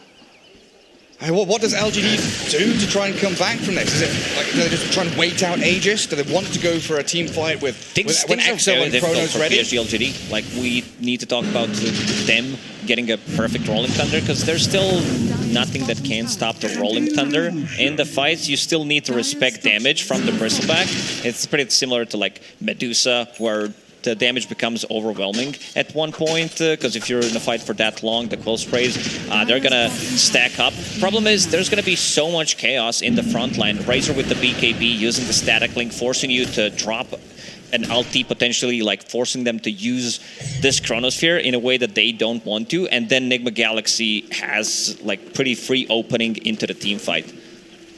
What's wrong, JJ? What have you seen? He's showing the shard that Crystal Maiden has queued up. So you can move, cast spells during the freezing field. Crystal Maiden doesn't need to be afraid of anything once she picks up the shard, other than Chrono. So you have BKB, and you also have 20 extra armor against the Dead Prophet's Ghost. So you should feel almost invulnerable if you're not caught inside the Chrono. Miracle. I'm going to come and clear out this top wave, helped out by the Treants. Y getting TP'd on. No stuns, I don't believe. Oh, now he wishes. That was not the Mjolnir. It was the Gleipnir. A little bit slower on the DP's BKB, not by much. That's why they're losing those average. 16 seconds on average. Under attack. And we see 50 seconds faster on Bristleback. He was thinking about going for a different item build, SNY on Bristle, but seems like BKB being able to dispel things on his own, not just relying on Dawnbreaker to be able to get it. And his backpack for now, but can switch that in for the Aegis when it expires in about 45 seconds. LGD just trying to find pockets of farm where they're reasonably safe. Mind control, time dilated, those double bashes. bashes, but a Solar Guardian not going to help him. Still dead. Arme has to BKB to TP home, and nothing to say rolling out there as well. Sumail getting a ton of farm on his Razor, about to finish Refresher, so double BKB, double Static Link, getting tons of levels as well. We're talking about, you know, getting that level 20, potentially getting level 25 as well. 30 seconds left on Bristleback's Aegis, and yeah, his next item, pretty natural progression, I would say, going for full Abyssal Blade and the Bastard to be able to deal with these split pushes. BKB TPs out to double damage here. It's getting scouted. Oh, the Pango wanted it. He's going to roll up and try to TP. The Starbreaker, Wow, not actually quite gets landing. Gets home. Hey, Xinkyu, he came in to save his buddy, not needed. Pays the ultimate price while his courier dying to Quill Sprays and hits from Miracle. Flies over the treetops. But LGD just getting pushed further and further back. You can feel this map shrinking for them. The net is closing in around them. And Nigma continue to fish for any targets they can find in the open. It's been a superb showing here. And there's that Refresher Orb for Razor that you talked about. They should be ready to just continue this tempo. This is big. If Nigma can bait one of the big spells, either Exorcism or Faceless Void ulti, also having buyback on heroes like Nation's Prophet or Dawnbreaker if ulti is available, could be pretty big. Lotus Orb finished on Kuroki, so that's going to be a good way to deal with the silences, Spirit Siphon, disarms, time dilation, whatever you want to call it. That was close, wasn't it? 3 minutes and 23. 1 second. 1 second That's away. all we needed. Hey, could you fudge the numbers, please, and just remove a second off the back of that? Well, he's found in his own jungle. Okay, the observer says no. Statistical integrity more important than memes, apparently. We just wanted you to contribute to meme society today. Meme culture, incredible. He's actually just like watching bottom lane. He's face palming right now, isn't he? You can tell. Shut up, you idiots. Xinkyu scanning top. They know someone's here. It's still red. And mind control, jumps straight up upon Arme with a perfect read of where he is. I don't know if that Solar Guardian is going to do anything apart from give away another kill. Kuroki's launched himself into death. This is pretty decent for LGD to get a double kill on Xinkyu. But the fact that now Nigma are down 2 heroes for 40 seconds means that tempo slowed. I wanted to see Nigma play a bit more aggressive once they picked up this Refresher. Maybe they thought we need a Basher on Bristleback. Not sure if that was a thing there. But yeah, they are losing a little bit in terms of the net worth. So Basher is coming on Bristle. They did give them a couple of extra kills. Maybe they want to track this game for another minute or two until Roshan respawns and then take a fight, prioritizing potentially Aegis. But PSG.LGD, they will be ready to fight this time around. Yeah, and I guess one of the ideas there is if you bring a couple of heroes, LGD might expect more, and maybe if you force a BKB, force a Chrono or Exorcism, as we have seen, that's going to delay. Ame is pretty big in terms of levels, level 21, higher level than Bristleback, and now he has that level 20 OP talent, 120 attack speed during Chronosphere, so there's always going to be damage. And also I see him going for Mjolnir, so that's going to be a lot of procs as well when we talk about the Bristleback. Some other talents that are getting close that could potentially change things around. Still, mind control a little bit under level, but Sprout Leashes is going to be the big one. Still needs 4 levels. Has BKB coming to him, so that's also a big item. On the other side, that Prophet's still far away from Lotus Orb. Bangalore did finish off Lincoln Sphere, so that's going to be way of protecting himself with potential like frostbite, and also throwing that onto Ame. Just because if you take away his damage, the good thing about this damage build from Ame is, yeah, Mjolnir, a lot of procs, a lot of attack speed. So even if your like physical damage gets stolen, you still deal magical damage. Yeah, that makes sense.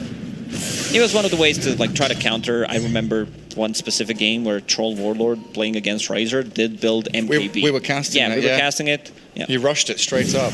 I think it was Skitter. I can't quite remember. I think it was incredible. Are scattered. Oh, LGD smoked up, knowing that it's around Roshan respawn time. They want to try and force something here. Yeah, good positioning from Nigma. They put the high ground forward, and GH also in a position to be able to break the smoke potentially. Oh, he's in a great spot. And Miracle kind of face tanking. They ping it out. Like you could see who's orange. It's Y. So yeah, he knows exactly. Glyph forced out. Some Treants causing a little bit of issue here in the bottom lane. In comes Ame though. Kroll, the BKB, gets it off in time. Let's see if Sumail can survive. The Solar Guardian giving him a bit more life. In comes Kuro. Sumail about to drop though. Ame and Faith Beyond focus him down. Dispose on the Dawnbreaker too. In comes Miracle though. Chase them back.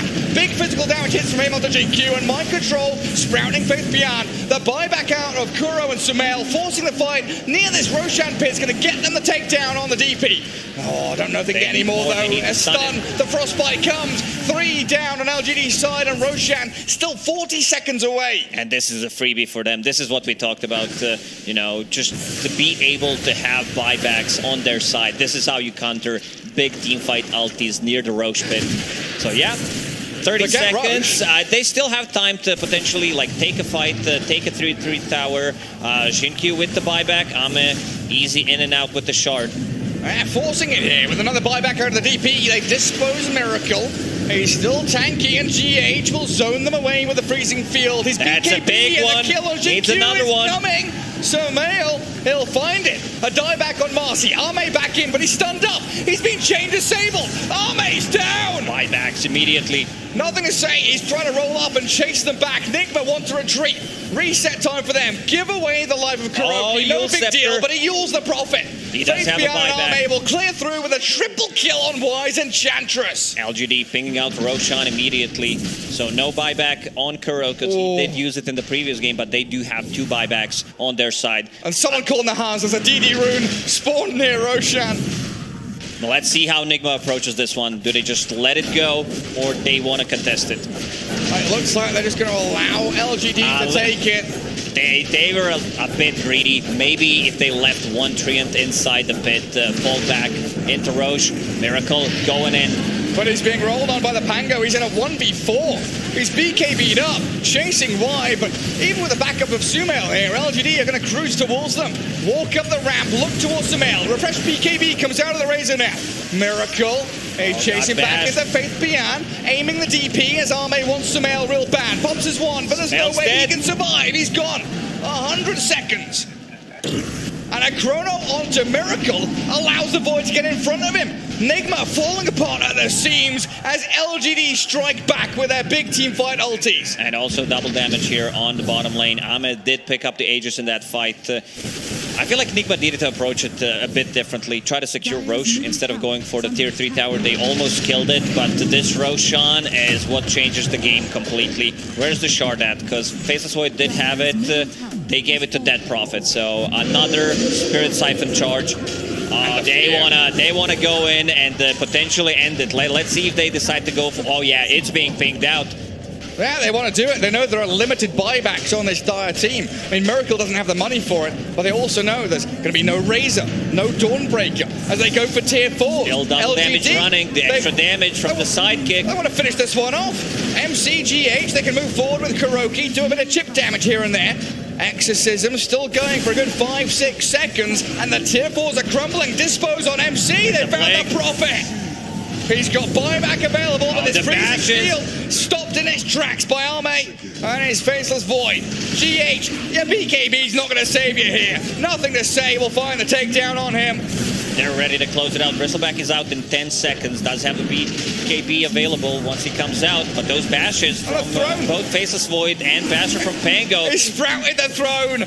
Ow, mind control. I'm getting the flashback. Alliance against Nigma.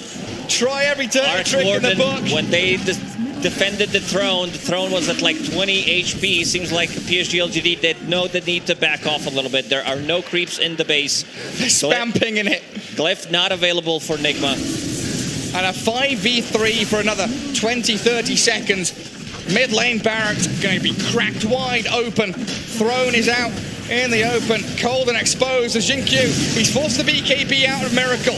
Arme will time walk away. They're knowing that they can continue these fights. Now the BKBs are being expended so frivolously. And Marcy's got one being delivered soon as well. And out, they're buying time.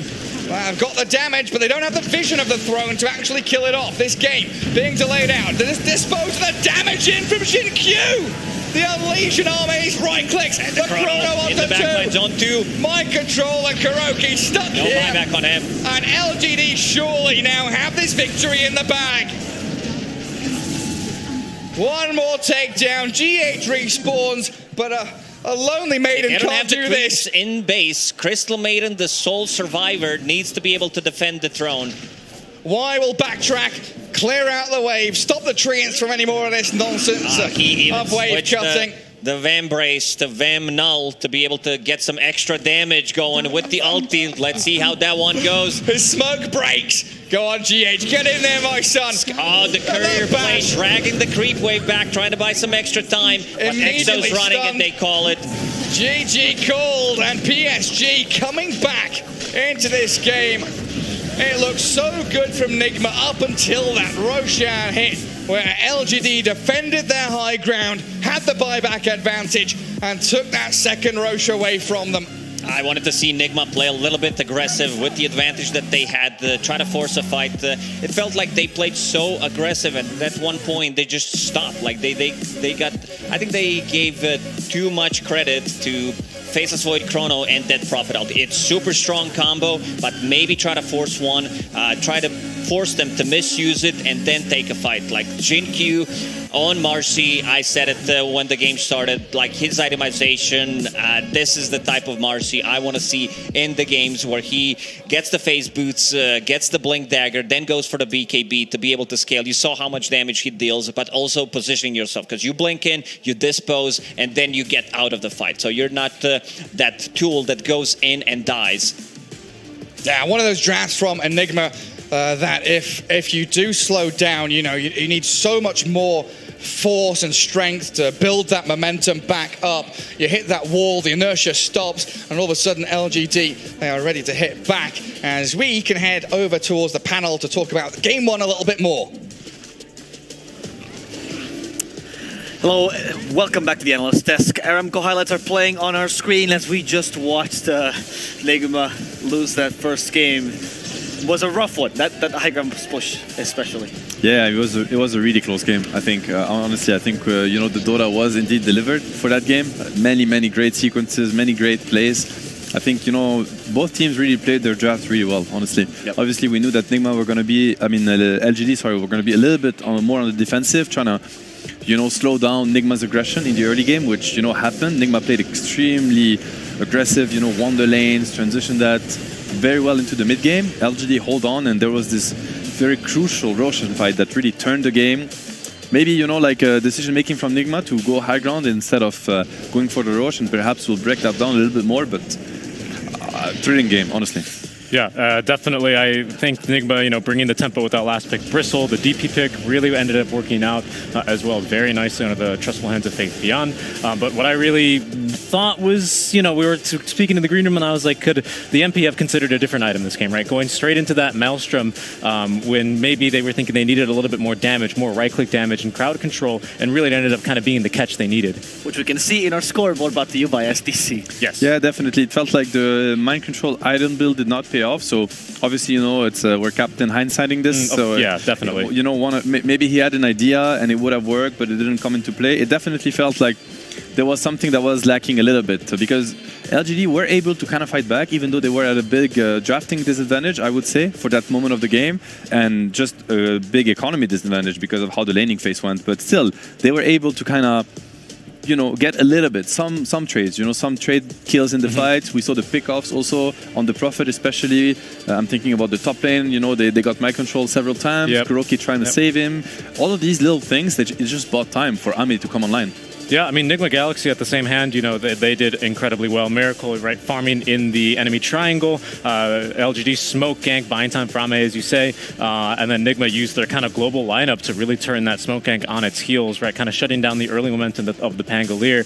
But still, even on those first couple of fights, basically after the Fusel Blade come online, LGD, they string together the team fights and they just kind of run away from from Bristle. He really had problems staying on top of his heroes, and it became just impossible for him as soon as the DP had shard. I mean, they lack the saber, right, for the Bristle. Who is really going to lock down these heroes? It's not going to be the Razor. It's not going to be the Dawnbreaker. You have the one Frostbite from CM. That's why, I'm thinking, a Hex on Prophet, these kind of things. I mean, of course, you can always come back to the item builds, but there was definitely something that was, synergy-wise, lacking a little bit for Nigma's lineup to really close the game. Yeah. That's been the name of the game for Nigma for a while, the joke of the no-stun Kuro draft, right? But it's always been fixed, at least in this tournament, by the run-at-you nature of Nigma's draft. But these drafts don't allow for many errors, do they? No, they really don't. And I mean, especially against LGD's lineup, think about it. Your Bristleback, sure, you can keep killing this Marcy over and over again, but you need to deal with the Pango, and he's rolling away from you. You need to deal with the Death Prophet, kind of max movement speed, running around with Exo. You need to kill the Faceless Void, but he's BKB'd, and he's just jumping in and out. It's just difficult, right? So, and they really had to find these pickoffs, these key pickoffs on the course to transition into the objectives that were actually going to win the game. Yeah, and perhaps that's what, that was the mentality of Nigma when they pushed up to the high ground. We have to force objectives. We have to just get in there and fight. They didn't want to take even a second to slow down and look for Roche just by committing a couple of buybacks there, crucially, right, on Sumail right after the refresher. So, those kind of forced decision-making, right, LGD really applying the pressure and finding the weak spots, right, in that Nigma lineup and really squeezing them to the point where Nigma are going to break in game one. You also see the difference, I think, in execution. Yesterday we saw the matchup, the DP position 3 versus the Bristle position 1, and yesterday the Bristle got quite bullied. DP had an incredible game, and I think for the laning phase here it was really much different. And this one you see also, difference in execution between players. Faithian was struggling a lot during the laning phase. Miracle had like the perfect game. I think he even had a stat where he was like one of the highest net worth in the whole tournament. But yeah, I mean, DP will always end up, kind of, if she gets a game, being a good hero against Bristle, and we felt it. We felt it in the mid game. Yeah, and that percentage-based damage. Also, of course, the DP, something that LG always does really well, right? That somehow you realize, oh, it's a good counter to Bristle. Also, that combo with the Chrono was always set up from the beginning. That synergy is never missing from LGD. Sometimes that might be missing from the Nigma lineup a little bit more. What can we expect from them in the second game to make sure that this doesn't happen again? I mean, I think there's a couple of different ways they could really look to approach this, right? It was perhaps from the itemization, right, in this kind of lineup. I think they did well in the draft. They had an ideology behind it, and especially this is something that LGD have shown a couple of times, even this tournament versus Secret, that they're willing to have some weaker lanes and rely on their execution and just team fight to kind of get them into that mid-game stage where Ame is just a complete beast and they're able to find the fights, right? I think if you draft a little bit more even earlier tempo and play with that timing specifically in mind, you might be able to really exploit that weakness that LGD are not keen to show, but have shown. Yeah, this is where Nigma, they're kind of at a crossroad, and they need to try to analyze well really what really happened in that game, because they could feel a little bit like, hey, we need heroes that scale better, At some point, these Voids and these Death Prophet, they scale too well, and we're stuck with these Bristles and Razors, and it doesn't work. But at the end of the day, was it really the problem? Didn't they have a real opportunity to close the game? So shouldn't they kind of keep doing what they did, even though they lost the game, or do they want to kind of, switch things around just because they feel bad that they lost? Well, we learn from mistakes. They might have not been able to close the game, but we are able to close this panel on a quick break, and we'll come back with Game 2 between Nigma and PSG.LGD.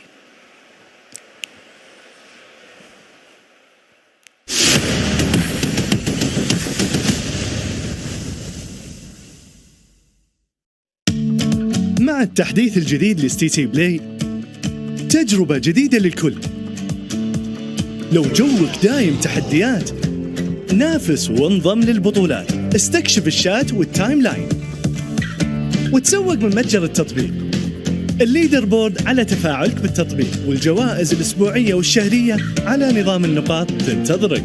ستي سي بلاي، مهما كان جوك هذا محلك. عايز تترجم راب؟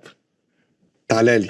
ملوك الصين دي انا ملخصه في سطور بس مين يقرا فاهم كلام الشارع ده انا هرش كل المجال حبايبي بروز وانا كاكازوكو مصدع ايه الكي نظرة لو على الحلاوة عندي كاستر والاسم عفرت يا عفرت هتفضل معفرتها ولا ايه يا برو انت مين يا هو ازاي ده دخل هنا يا جدعان نكسر الدنيا الاول وبعدين نتكلم نعيد من الاول لا لا لا لا لا لا لا مش مسجل اخواتي عشان فاهمين السين سبوتيفاي عمل لك بلاي ليست الأقوى راب مصري اسمع ملوك السين ببلاش.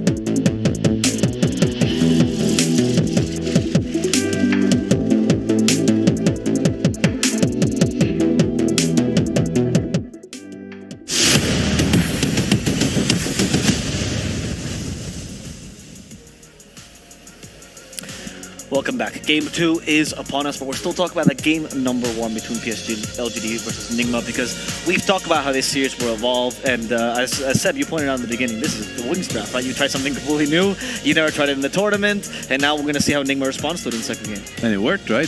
I think they were, the team that beat the Razor the most convincingly and with really unorthodox heroes, and it really worked wonders. And that is the strength of these teams going into the tournament. They will break. They have the ability to break anything, tactically in Dota, and we've seen it this game.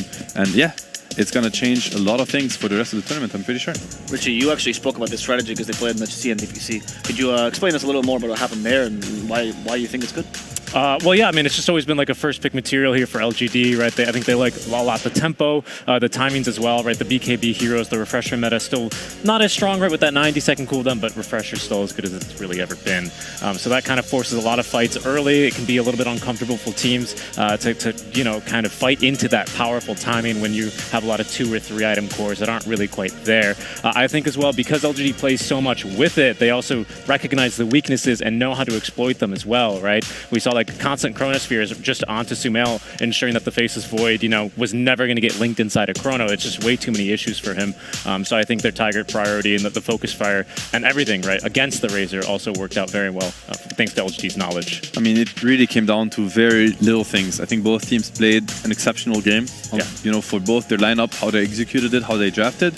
This is what happens when 2 really big teams go full force against each other, and it really came down to, the clutch things, the decision making, the buybacks, do we go Roche, do we go high ground, and then all of a sudden the game turns from being dead even to over 3 minutes later, because these teams know how to find an opening and how to exploit it fully. Exactly. And we'll see what the plan is now for the second game, because once again, there can't be any openings for Nigma if they want to go for the same strat. And now that's my question. Richie, do you think that Nigma is going to be trying out the same fast strat again? I don't know. I mean, there was just like something that didn't quite click there, right? Bristle and Razor both kind of want to do the same thing, right? They want to run at heroes and abuse their item timings, right? Acceptor specifically on the Bristle, and then BKB, and then again Refresher on Razor. Problem is, neither of them really possess the catch. You know, yeah, they've got some decent slows, but as soon as BKBs, Dispels, and Mobile Cores are online, like, there's just really no chance for these guys, right? So they could maybe try and do that again, and then if they do, they'd need probably a little bit more control on the rest of their lineup. I'm sure they hoped for like a Lion or Rasta. Somebody X this void, please. I swear I will kill him in 3 hits. Just do it for me. You know. But then they're stuck with a CM, a Dawnbreaker, a Prophet. You know, with Mjolnir. Nobody can really do that. And yeah, I mean, your point is very true. It's like Razor was strong enough to take over the fight. So was Bristle. But it's overkill. You know, you don't need to kill 10 heroes at this point. You only needed to kill 5, and they could do that. They just needed a little bit more help to lock them down so that they could dish out the damage. Yeah. And now I would like to talk about this opening that they had here, this specific opening at the high ground push. We actually have a special segment prepared for you guys here. You know, previously Danag's been our weatherman, but as they say, you have a weatherman, nous avons un météorologue. That was very well put. Very good French, actually. Much better than my first illustration, but I'm gonna try to, you know, have a better shot at it. I mean, what's really important though about this sequence is that I think this is definitely the turning point of the game. At that point, there was a big Roche fight, and Nigma did use several buybacks to try to salvage the Roche fight. And as you can see, they make here the decision that is really common in Dota. They end up going for the high ground push instead of, you know, waiting for the Roche that is actually about to respawn in just 29 seconds, as you can see here. And you know, this is a classic decision that is quite important in Dota. Do you go Roche into high ground, or do you go high ground into Roche? And as you can see, Sumail ball back, Kuroki ball back, Nigma go for the high ground push. And it's a very intense moment of the game, because they could win the fight on the high ground, get the racks, and go back to Roche. And LGD, you can see their decision making, instant buyback from the Marcy. They want to take the fight because they know that if there is any chance they win this fight, the Roche will be theirs and the game will probably be over from there. And I want to really emphasize on Ame particularly decision making, because you might have thought that Ame is bad, Ame made a really big mistake by dying on the Void, but I actually think it was very conscious what he did, and he baited Nigma into a game losing situation. So if you look at it, LGD here, they're kind of looking at the fight, they're poking, they start engaging on the Bristle, rightly so, and you're gonna see here, Nigma, they get to disengage. Very good ulti from DH, he gets the kill on Q, that's gonna die back. And at this point, Nigma is like, all right, guys, we cannot commit too many resources and we want to disengage. Ame wants to bait them back in. He goes in, gets stunned right away, he's gonna die, but he has buyback ready. And this is what's gonna happen now. Dies, buys back, they will take the follow-up fight. And for Nigma, this is such an important moment of the game. They lose this fight, it's going to happen, die without buyback, lose the Roche, lose the entire game. So, you know, big plays, sometimes you gotta commit, you gotta sacrifice something in order to win the game, which is what Ame did, and I think that literally won them the game. So yeah, on to that. Gonna look at how they approach game 2, but definitely a big moment of the game and definitely big plays between these big players. Thank you very much, Seb. Now we have him back on the panel. This time we didn't get him to magically teleport with us because we are ready for draft for game 2. About to begin any second now. Any expectations for these first bans, gentlemen? It's all about the Razor, right? Yeah, it seems to be right at this stage. I think I was a little bit surprised as well. I don't remember if Tiny got a ban in the last game. I'll have to remember that, but that's always been I don't think it did, yeah. Right, yeah. I'm going to check it, but pretty sure it got ignored. It's like, there's a lot of heroes that these guys prioritize anyway, right? You can't really be everywhere. It did get ignored, yeah, completely. Ooh. Yeah. And what do we have? First picking a Nyx now. That's quite interesting. That is interesting. I mean, you could look at it as being a block pick. I mean, the big information is the Razor ban, right? Nigma, they snatched it in the first game. It did not really work in their favor. I don't think it's a hero they necessarily like over other heroes. As we mentioned for game 1, it was more of a block pick. It kind of, you know, 2 bird 1 stone kind of thing. And now they go away from it. They ban it. And yeah, I think they're just going to be looking at playing a little bit more of their comfort zone. And think about the Nigma heroes, for instance. You know, they love their Dawnbreaker. They've picked it a lot. They first faced it a lot throughout the tournament. LGD, we said, they're maybe not so comfortable, but Nyx is a block pick to Dawnbreaker. Yeah. Right? You feel much worse picking it into the Nyx. Yeah, exactly. I think if you look at a lot of the drafts from LGD, you'll see not so much in the first phase, potentially bans for Dawnbreaker, but definitely second phase, you see that familiar face pop up for them. So yeah, exactly. Deny pick. They actually banned it against Nigma last series, in the game 1 draft as well in the second phase. Nigma have been picking it pretty consistently through the tournament. So. And I wonder, even if you maybe even second guess the Zeus? I think it goes both ways, but Nyx is a really good hero at locking down the Zeus, with the having a jump now being like an AoE damage spell, and the carapace being really effective against that. Okay, they still go for the Zeus, but we've seen Nigma do the Dawnbreaker Zeus the entire tournament. Right. And because of the first pick Nyx, they actually went away from the Dawnbreaker, and now LGD kind of pushed them a little bit out of their comfort zone. They end up going for the Wyvern and the Zeus, but it's much different, right? Because the Dawnbreaker is fully flexible, the Wyvern is not. Or at least Nigma has not shown yet that they're willing to flex it on Sumail. That's very true. They probably are going to be quite happy to get their hands on it, though. It is a very much a winning hero for Nigma that LGD also enjoyed banning in the second phase, so they will shift priorities towards picking up that hero a bit sooner. Just from kind of glancing through drafts, no, it's still actually a pretty normal first phase as well for Nigma to be. It's a hero honest. that they like. Yeah. I think the big difference is, you know, if you were to run a Wyvern Zeus support combination, it comes with a lot of downsides. Yeah. These are heroes that are pretty bad at rotating, bad at killing early on in the game. You know, obviously you don't have the curse yet, so all you have really to work with is some slows and a little bit of nuke damage. I feel like the core heroes, they have to make up for it. And we go for another Ember. Okay, I mean, this is interesting. We've seen LGD, they have picked this Ember. I think it was against Secret Zeus, and they got completely dumpstered. Yeah. Ember, I think, has one of the worst win rate in the entire tournament right now. I think it's probably, even if you look at the amount of games played versus the amount of losses, it's probably the worst core hero of the tournament. It might not mean much yet, but this just shows a lot of confidence from LG. It's like, you know, it was just a bad day. We still believe in the Ember versus the Zeus, and we're willing to push it. Okay. We've also seen a pick that now has gone ignored in this first phase. I know that LGD love a lot. Richie, it's the Warlock here.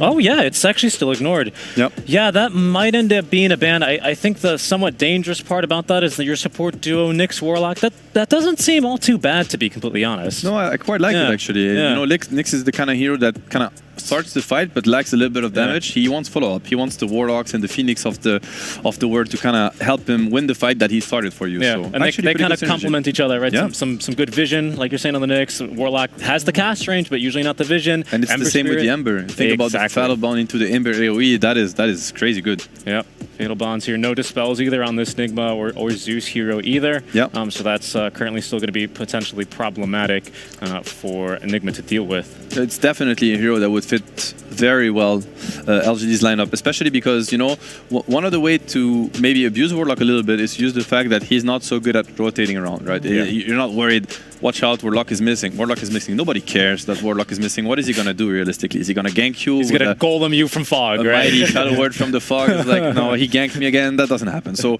what I mean is, like, when you have supports that are passive and happy to sit on the lane, such as Zeus and Wyvern, you know, Warlock is fine with that. That's what he does. He actually enjoys sitting on the lane. Zeus is gonna harass you. Warlock is gonna out heal the damage that Zeus or Wyvern would do. Sure. So it's a perfectly fitting game for Warlock, in my opinion. Whereas you play Warlock versus these heavy gankers, such as a Clockwork or an Ench.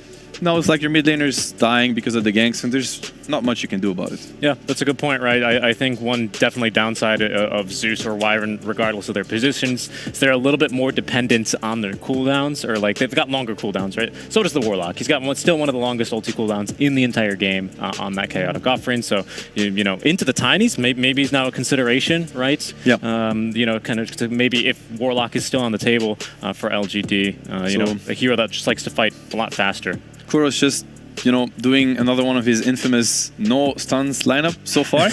I'm really hoping that we're going to see some stuns in the second phase. Yeah. You know, I think LGD, you know, they're banning the monkey. Great ban. Obviously, you know, one of the few core heroes that gives you a stun, synergizes really well with the Wyvern. You know, think about the curse as being a setup for the Wukong. Also, Monkey does get the Jingu stacks against Embrace targets, so that's also something that can kind of, you know, play against you when you're trying to do that. But anyways, I mean, the second phase here is going to be super important, I feel, for Nigma. They have to find their heroes that are going to truly enable these supports, because these supports, they can look really underwhelming with the wrong cores, and with the right cores, they can look deadly. That's very true. Yeah, Nigma right now, when they look to want to start fights, they're very strong. And there's the tiny. That's perfect. Yeah. I like that. Yeah, heavy stuns. One thing to mention, I think MC is actually open to the idea of playing a Zeus position 3. I do not know if it's a pub game thing or if it's an official. I cannot remember. I just know that he can be looking at the hero potentially. So maybe this is a little bit more flexible than what we would normally give it credit for. Do you think that Nigma also values the Ember as a counter to the Zeus? Do you think they also see it that way? Probably. It's definitely something they could be looking at. Tiny has a much better matchup against the... Tiny Core can also be quite interesting here. I mean, it's a hero that really doesn't care about Nyx. The second he sees him, he just bursts him down, and the Carapace then does not come as a threat whatsoever. Probably much better matchup against the Ember than the Zeus would be. It's definitely a possibility. Here's the DP again for PSG.LGD. That Warlock's still in the pool. We'll see if that's going to be the next pick, though. But that DP... It's quite good against Tiny Core, potentially. Also, I think decently good against Wyvern, I want to say, right? One of the heroes that really doesn't really care much about Curse. She does a lot of damage, but not to her allies. Like, Exo is not going to turn. It's not going to get affected by the Curse. She has very little right-click damage. And just, what DP really does is she runs you down, and Wyvern really hates that. Phoenix. Yeah, some very weak egg hitters, right? Tiny infamously so. Zero agi gain. Literally none. Yeah, so that's going to be quite concerning. Yeah, but there is indeed the egg scrambler. It's still the Nyx assassin, right? So the lane is fairly favored for the Nyx. Simply wait for the Carapace. Wait for the Blood Rite to appear, and then Carapace last second to make sure you can return that pure damage. I love the Phoenix pick. I think it's very similar to what Warlock would have done. He sits on the lane, he brings an immense amount of team fight, immense amount of damage, synergizes really well with... He just enables heroes like Nyx and Ember that are going to be setting up the fight for you and are going to lack damage. Then Phoenix DP, they kick in and they deal with that part. I mean, I like the Bloodseeker pick. I think it's interesting. Rupture versus DP. It's annoying for DP. Sure. Obviously, Bloodseeker, very good hero at killing the egg, good hero at threatening the Phoenix from afar, Try to silence him. It doesn't happen. You chill, it happens. You go in, you kill him during the silence duration. At the same time, as you mentioned, I think that both the Nyx and the Ember actually are really good heroes at locking down Bloodseeker. That's what you need against Bloodseeker, right? You need a stun to kill him because he's always kind of hasted. These three heroes, they do it really well. Yeah, I mean, Ember, of all the brothers, he has probably the least problems getting away when he's ruptured. It doesn't bother him extremely, especially because he can have his safety remnant back.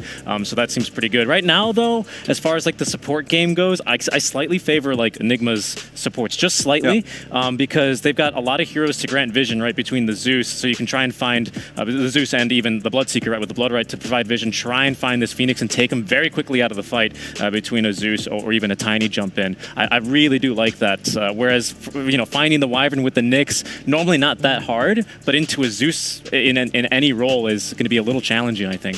I think once again we see the two styles clashing, because I look at how the fight might develop in these games, and right now I really want to heavily favor LGD. I feel like they're going to have a much easier way to take the fights.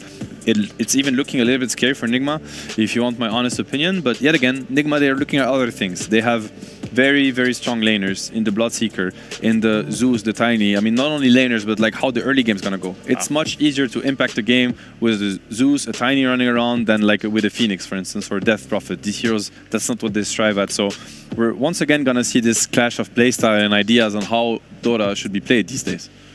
Final pick of CK, which will give him a little bit more laning phase as well, but still a really strong mid-game carry, and usually pretty decent against Bloodseeker, has one more lockdown to add to the pool. Yeah, pretty good against the Tiny as well, right? It's the 0- armor strat. You just get right in there on top of him. Tiny hates being jumped first. He would much rather do the jumping. Hero that can blow up a Wyvern, a Zeus with great ease, and doesn't really care for being silenced. But into the Dawnbreaker. It's the last pick, Dawn, still even into the Nyx. That's interesting. Into the Nyx, into the Phoenix also. I think Phoenix is a great matchup against Dawnbreaker, both on the lane and in the game. He just places the egg, and Dawnbreaker ulti cannot really turn that. Actually, he kind of sends himself into death, into a stun. I like the CK for enabling the Phoenix. I think Phoenix, what he needs is, early laning presence so that he doesn't grief the lane himself, and so that he can transition smoothly into the game. So, very good pick in my opinion. I mean, I like where this is heading for LGD. At the same time, this is perfect comfort zone for Nigma. Right. Richie, this comfort zone, is it going to be enough? Do you think it actually counters the LGD style well here? Well, I'd say, the CK is certainly not as weak and exploitable of a laner as, say, the Faceless Void was, so there is some concern there to be certain. And again, the catch between the Nyx and the teamfight follow-up from a CK could be very punishing because they kind of need all these heroes alive for Nigma, but the lanes, again, are looking quite favorable for them, even if they have still this Nyx Assassin to interrupt. It is their style. They could get it done. definitely. It's going to be interesting. I think both teams are a little bit adapting. You know, they're kind of shifting up a little bit of what they did before, try to have less exposure to what the other team's throwing at them. So it's going to be a tight one. Okay. We'll see who is capable of taking game 2 and if Nigma, more importantly, is capable of forcing a game 3. And to cast this great encounter, we have a classic combo. Bring it together, the cost. That's right, here we are as Nigma changed things up a little bit. A lot of heals, a lot of reset tools for Nigma's draft. And LGD also mixing up a little bit. That's CK for Armay as the last pick. A hero that has fallen out of favor a little bit recently, but LGD looking to bring it back. Yeah, some slight adjustments from both of these teams. Nigma, again, having a little bit of more global presence with the Dawnbreaker, with the Zeus. Also, I've seen a lot of teams, not just in this tournament, but also previous DPC, trying to go for Zeus and the Bloodseeker, providing vision for the Bloodseeker so he can connect onto the target. And there are a couple of counter picks that we usually, like, it's the other way around that people do pick it, but yeah, panel mentioned about like Phoenix as well. Nothing that can kill the egg except the Bloodseeker. So these other 4 heroes are so-so. Also want to see what the build on Sumail is going to be, whether we're talking about the Echo Saber or it's going to be something that Mickey has done in one of the games. Blink into Aghanim Scepter straight away. Also, this was Dawnbreaker into Nyx Assassin. Yeah. So that's a bit of a tricky one. I don't know if they feel like they can burst him down immediately with the Zeus Tiny combo, because this is the mid-Tiny we're talking about. Also, like, I'm slightly favoring PSG.LGD because of their like support duo, because Nyx, Phoenix, they do scale incredibly well. Not as strong in the first 10, 12, 15 minutes of the game, but once you get the ball rolling, these heroes are insanely good at team fighting. Missed stun. Jinkyu on the run. Also a few little swaps around as well. You know, GH is going to be this bottom lane support with the Winter Wyvern. Also, the reason I like PSG.LGD supports more is because it's Phoenix, Nyx. All right, of course, there you go. That's your one for the day. Back in the dungeon you go. Yeah, this is, you know, elimination game we're talking about. Got to be more serious. Just had to get this one out. Zeus will be paired up with the Mind Control, something that Nigma has been doing lately, where GH plays the safe lane. It's a lot of, like, because it gives you a lot of damage, Arctic Burn, plus later on Blood Rite, because he did start with the Thirst, and yeah, Nyx Assassin doesn't provide you with much in the laning stage. It's one stun. Then you're done. And then you're done, pretty much. Nice rhyme, Gary. Thank you very much. Already Wise, you know, zone Kuroki back out of lane, but Zeus will return. Get some denies going for himself. GH zoning Jinkyu out, who's dragged the wave. Melee creeps only. Ranged one has gone on a bit of a wander elsewhere. At least Mind Control in this top lane is not going to be playing against Nyx, because you would have 2 melee heroes on the safe lane and 2 melee heroes on the off lane. Maybe if they had it like 3-1 in terms of melee plus range combo, I think they would be able to make an adaptation. But with this heroes, I don't think they can do much. So you're just going to have to suck it up and play the laning stage. And what about this mid lane as well? Ember against Tiny. Is Sumail going to come out on top with his physical prowess? Or is there something and nothing to say he can do to this is a dish it back? Very skilled matchup. We're talking about 2 extremely skilled players in the mid lane. I expect this to be pretty even. Like, I've seen this matchup go both ways. I don't think this is a matchup where one is going to stomp the other one. Pretty even in terms of farming, and this is the big one. Jinkyu silenced. Arctic Burn slows him. He's in the river and he's dead, sinking down. The next Assassin's corpse falling as GH spills that first blood. Why, though? Dead to the zaps of Kuro. Yeah, something we mentioned, like the supports on PSG.LGD early on, not really as strong. You need to get the levels. Mind Control. Thinking about going in. Oh, mate, just resetting himself, get that composure back. Does have the Phoenix arriving again, and Mind Control misses out on his Starbreaker. So nice to have the Zeus in your lane, though, is continually securing range creeps, getting your experience, and zoning out the opponents. Why not able to really pull this wave back and get any pulls off. He's always being chased, and Tiny tosses nothing to say under tower, but no aggro on him. The avalanche and the punches are good from Sumail. It's a good harassment, nothing to say. Does have a healing salve. Sumail doesn't have a tree to potentially cancel that healing salve. Needed to pick it up. And a good usage of the glyph. Yeah. Usually it's the mid laners who get to use it. But so far so good at this bottom lane. Miracle off to a really good start. 16 CS, a lot of kill threat. They're sitting at half HP. How's top lane doing? Both full HP. Like, when you have Bloodseeker on your safe lane, you want to play aggressive on the off lane. And Faith Beyond forced to head left. Get away from the blood right. Gets out his Spirit Siphon. Now with the boots of speed, Miracle will chase him down. And 7 stick charges. Hunted down up to his triangle. He'll TP home knowing there's no stuns coming. And yeah, that glyph usage, I'm not sure who it was, because it was very good for bottom, but it was also very good for mid lane as well, stopping nothing to say from securing any last hits while Sumail put pressure on him under his tier 1. Usually you don't get to sync up the glyph usages. Yeah. It's all about like, it was very can I do it? Probably can. Mid lane gets the priority, or sometimes off lane when they play so aggressive that they get to manage to like push the wave, get deep inside the tower, and then go for the kill. Ame sitting at 16 CS, a lot of denies there, but this bottom lane does not look too hot for PSG. Wait, turn it on him though. Ame, he got jumped on, and now Kuro in trouble. Kuro looks dead. Ame and Y, they're getting a lot of damage into walls. Does he? Kuro, he's gonna get them both.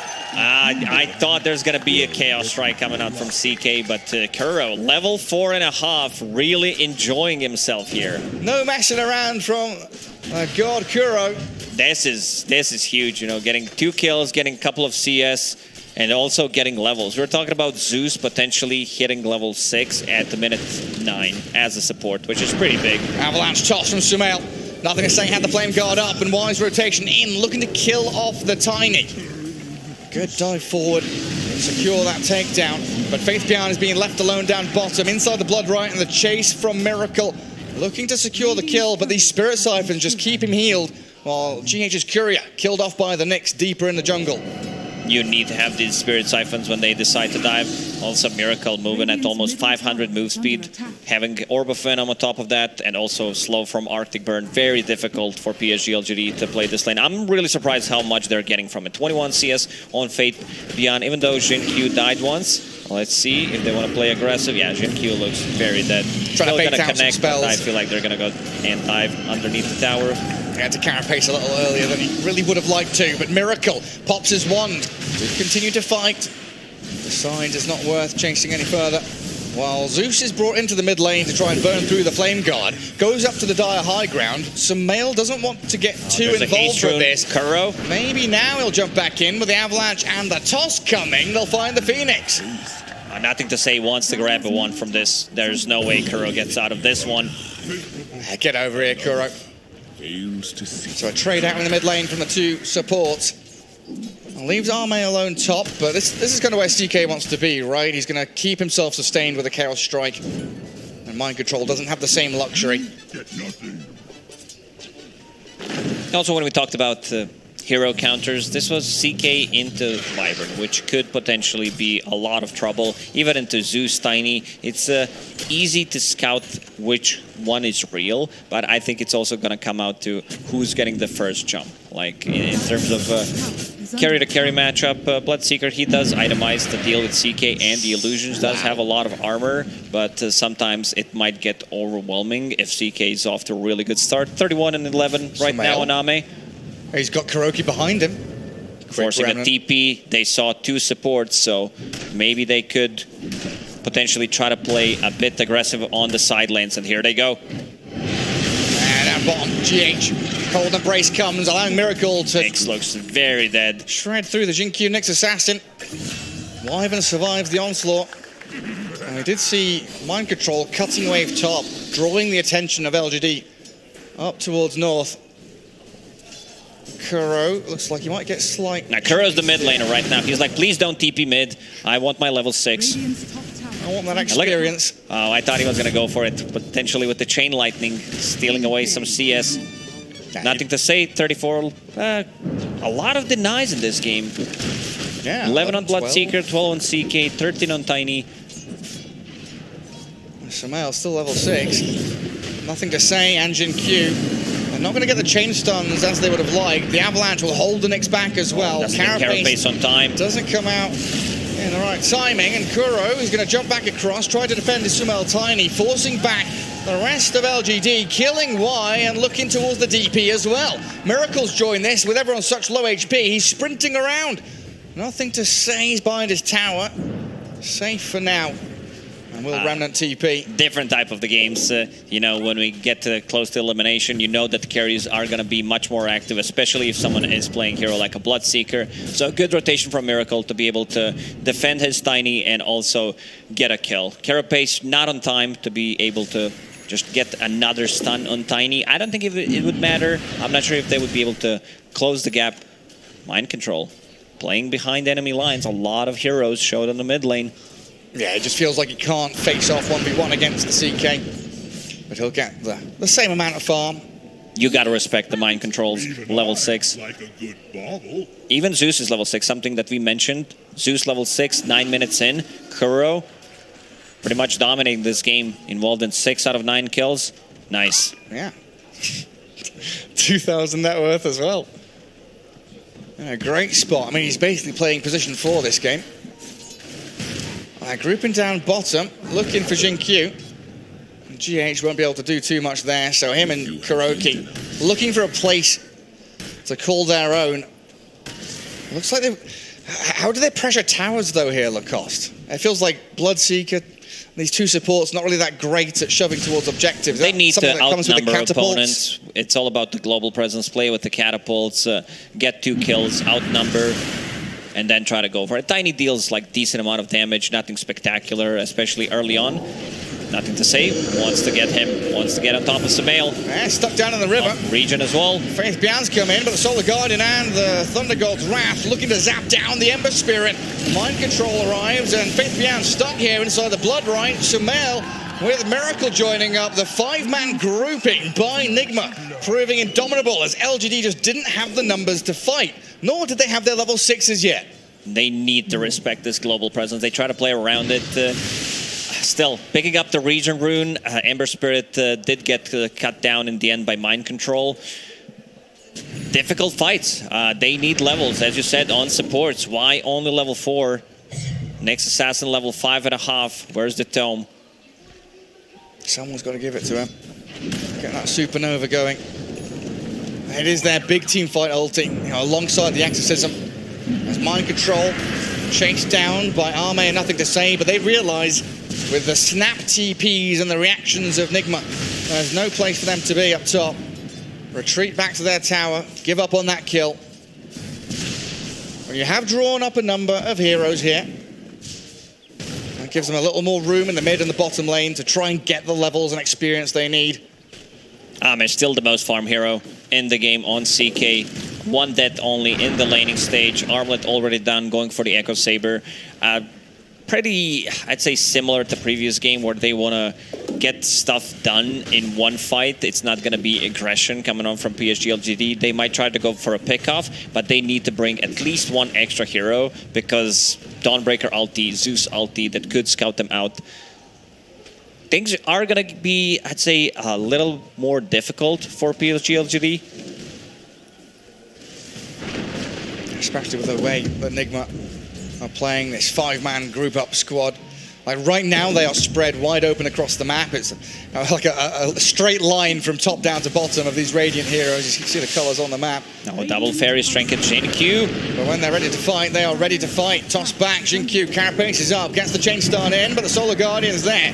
Supernova, it's down in the river and no one can focus it, but with the Zeus ulti, they get the takedown on Jin Q, and there's no team fight to be had anymore. Winter's Curse on the Phoenix now. Maybe he can dive away, but the perfect chain stun from Mind Control comes in. And Kuro has enough damage to help the team bring down those 2 dire supports. LGD will need to have another hero, another core, because 2 supports, they do deal decent amount of damage right now. Good like team fight presence. It's just that they need Dead Prophet or Ember Spirit. And here on the bottom, another one for Miracle. Mega kill right now. They need Death Prophet. To not die like that down bottom, completely exposed to the Sumail and Miracle pairing. I think what they're waiting for 14-3. is CK getting his Echo Saber, and he will be ready to join. Some kind of big smoke, right? We've seen this from LGD.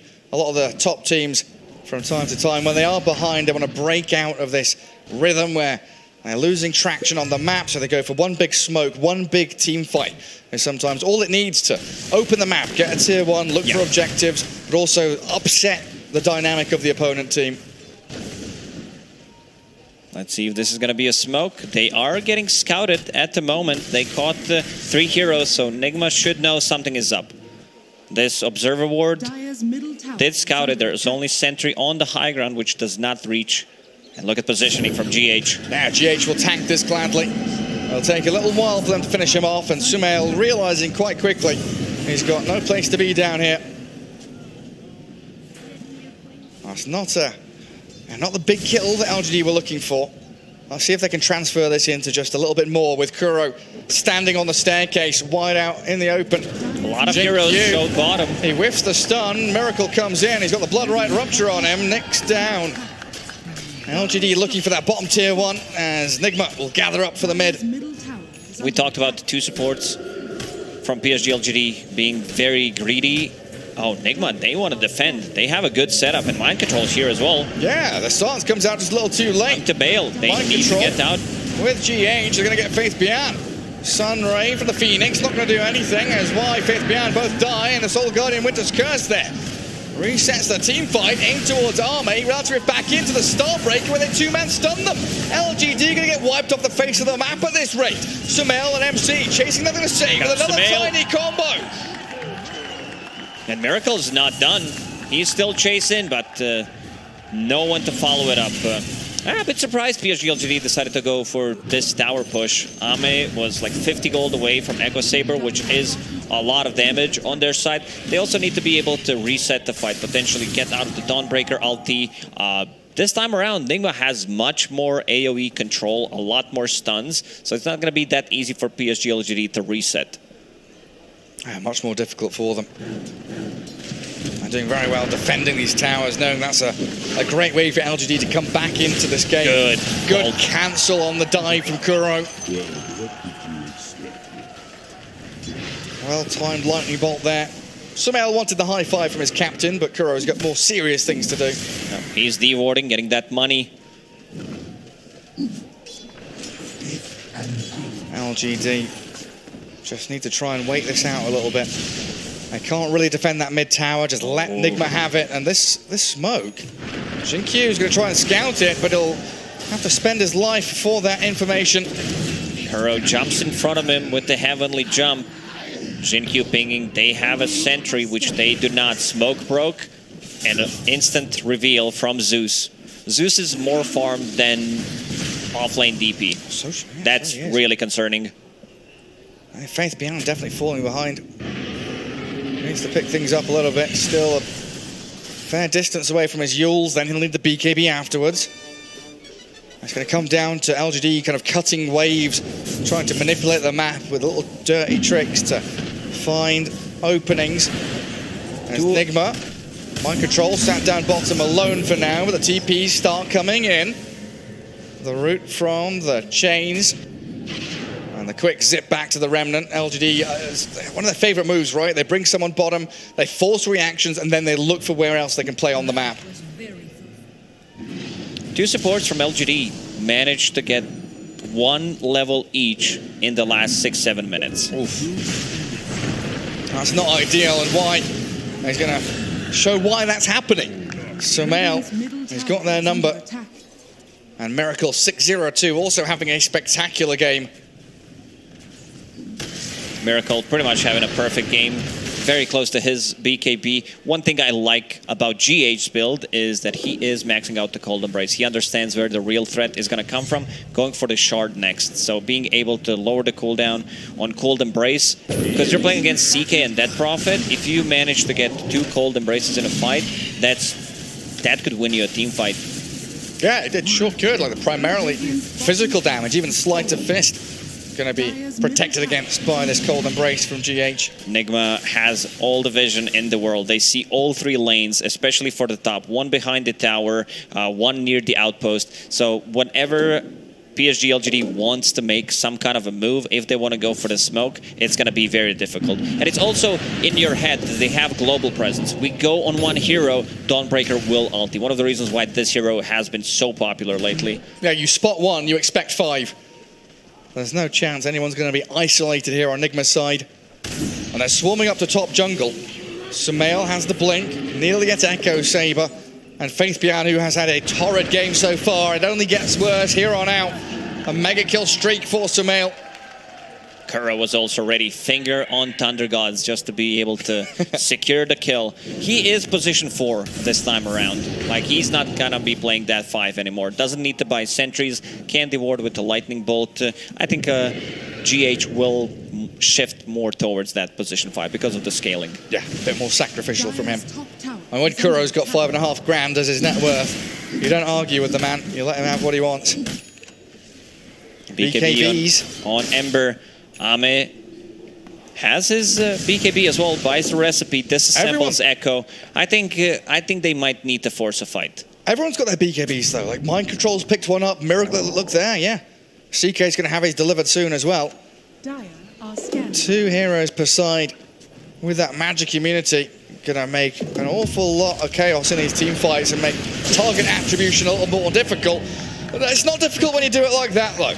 Knowing DP is so squishy. Suits and tiny. Immediately removes the ward. He knew something was up. Nothing to say. And wanting this Wyvern. Trying for the solo kill, but again, the TP reactions and the Solar Guardian. Nothing to say, trying to force these abilities out. But look at Sumail, just diving tier 2s. You're making noise and nonsense in one lane. You're bullying and cruising towards kills in another. Seems like LGD does not have an answer for this one. We haven't seen Exorcism being used. Jin Q, oh, misses the stun. Wouldn't matter. Still dead regardless. Oh, a real difficult one for LGD. 26-5, reminiscent of their games up against Team Secret. A 6k lead for Nigma as well, putting them in a good spot to take this one home. And looking towards this tier 2 mid. When do you start thinking about Roshan for Nigma? Is it after a team fight win, or can they sneak into the pit? I don't think they need to force a fight, maybe get 1 or 2 pickoffs, because their pickoff is pretty insane. We're talking about Zeus, Rupture, Tiny, who's pretty massive, does have Echo Saber going into BKB next. Dead Prophet, damage output, very limited. 1 point in Exorcism. And we see a bit of an adjustment from CK, going for Mage Slayer next. A lot of magical damage from Tiny, from Zeus.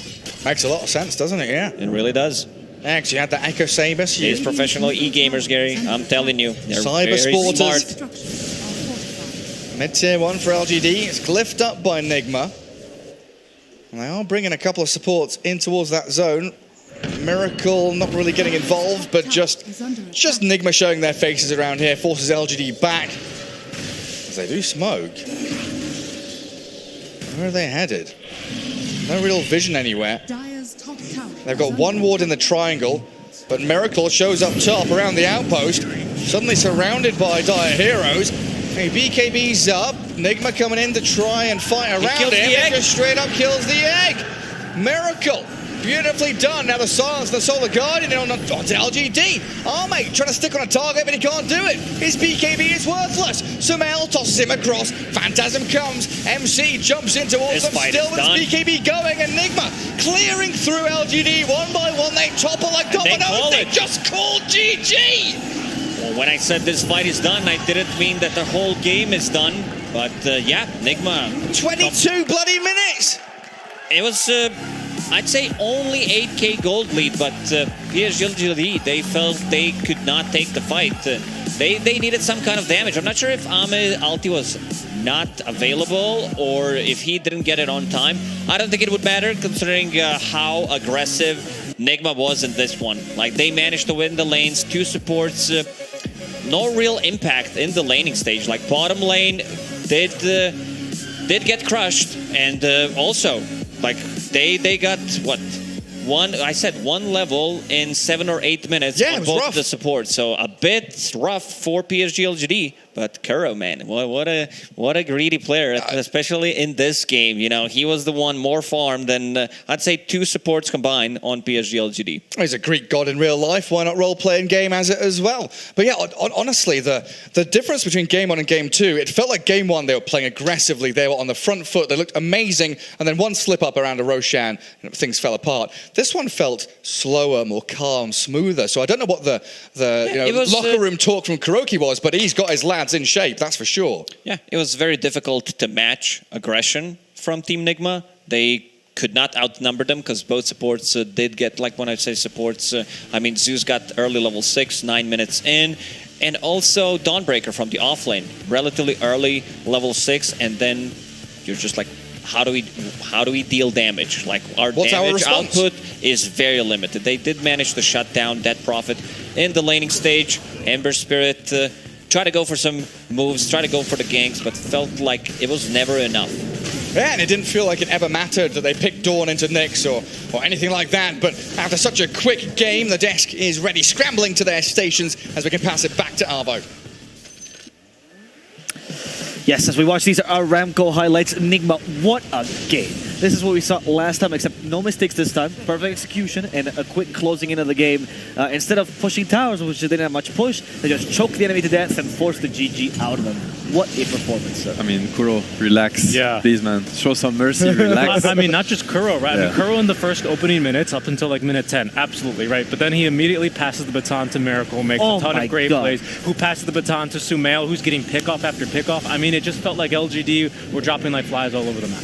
I think that game, honestly, like, I hate to say it, but I think Nigma just played so much better than LGD. Like, the Nigma players, they popped off. Yep. You know, we said, like, Kuro, he's just tiling on them. Miracle, he's crushing his lane. He's TPing mid, you know, like, at the exact right time. Collects all the kills, you know, negates the pressure. GH with the sick cold embraces. You don't even have time to notice because the other ones are shining so much.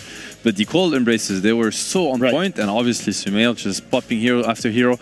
All of them. And mind control, I mean, he didn't even have to play. You know what I mean? I mean, of course he did, but... He had the lane, right? It's too much. Like, they played so well, all of them. So well.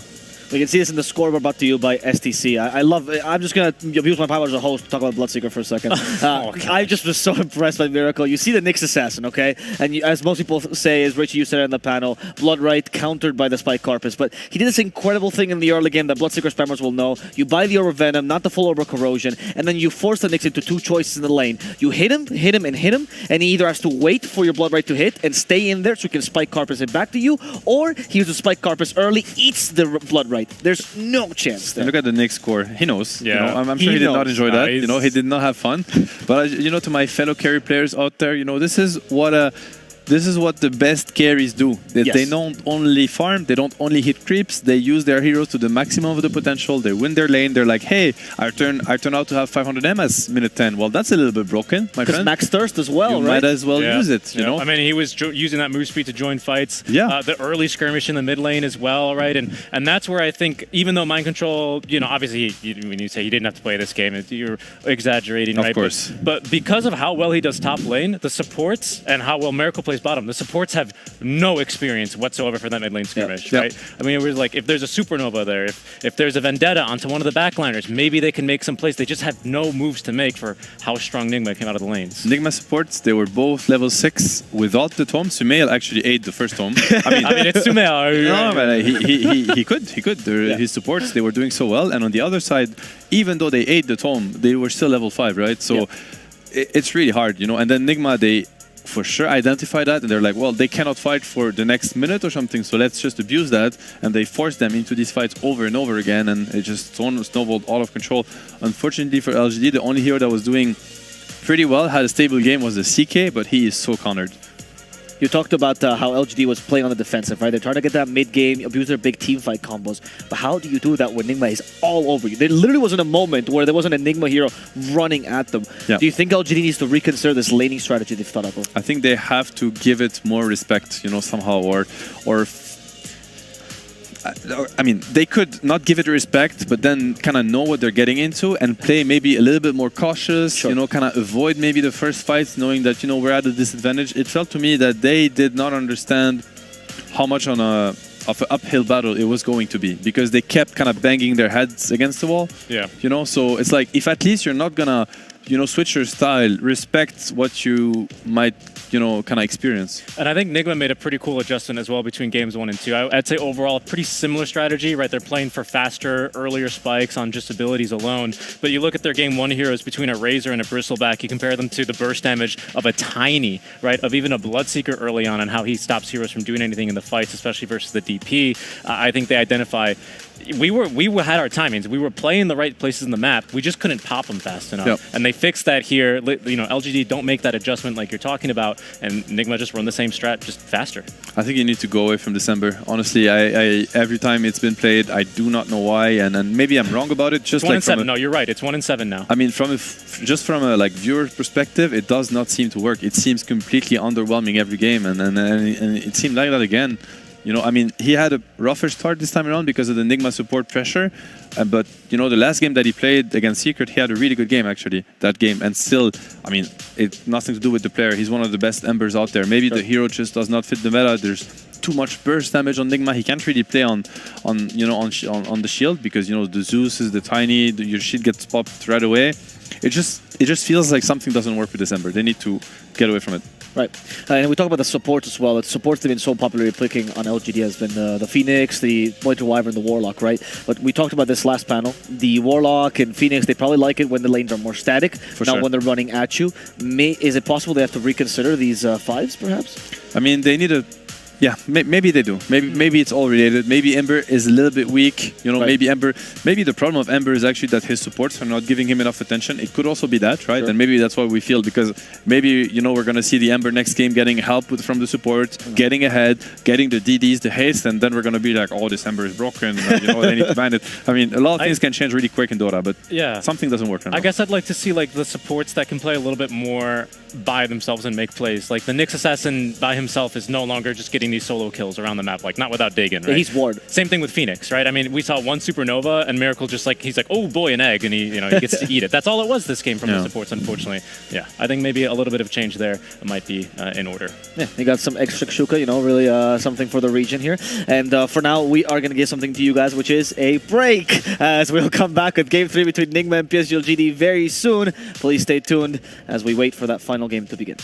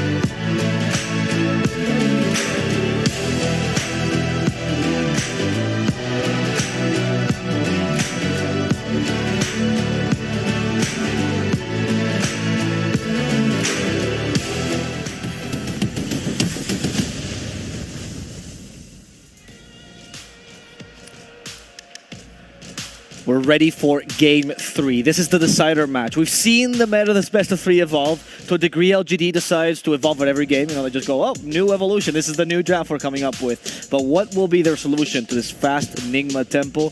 We're going to have to see.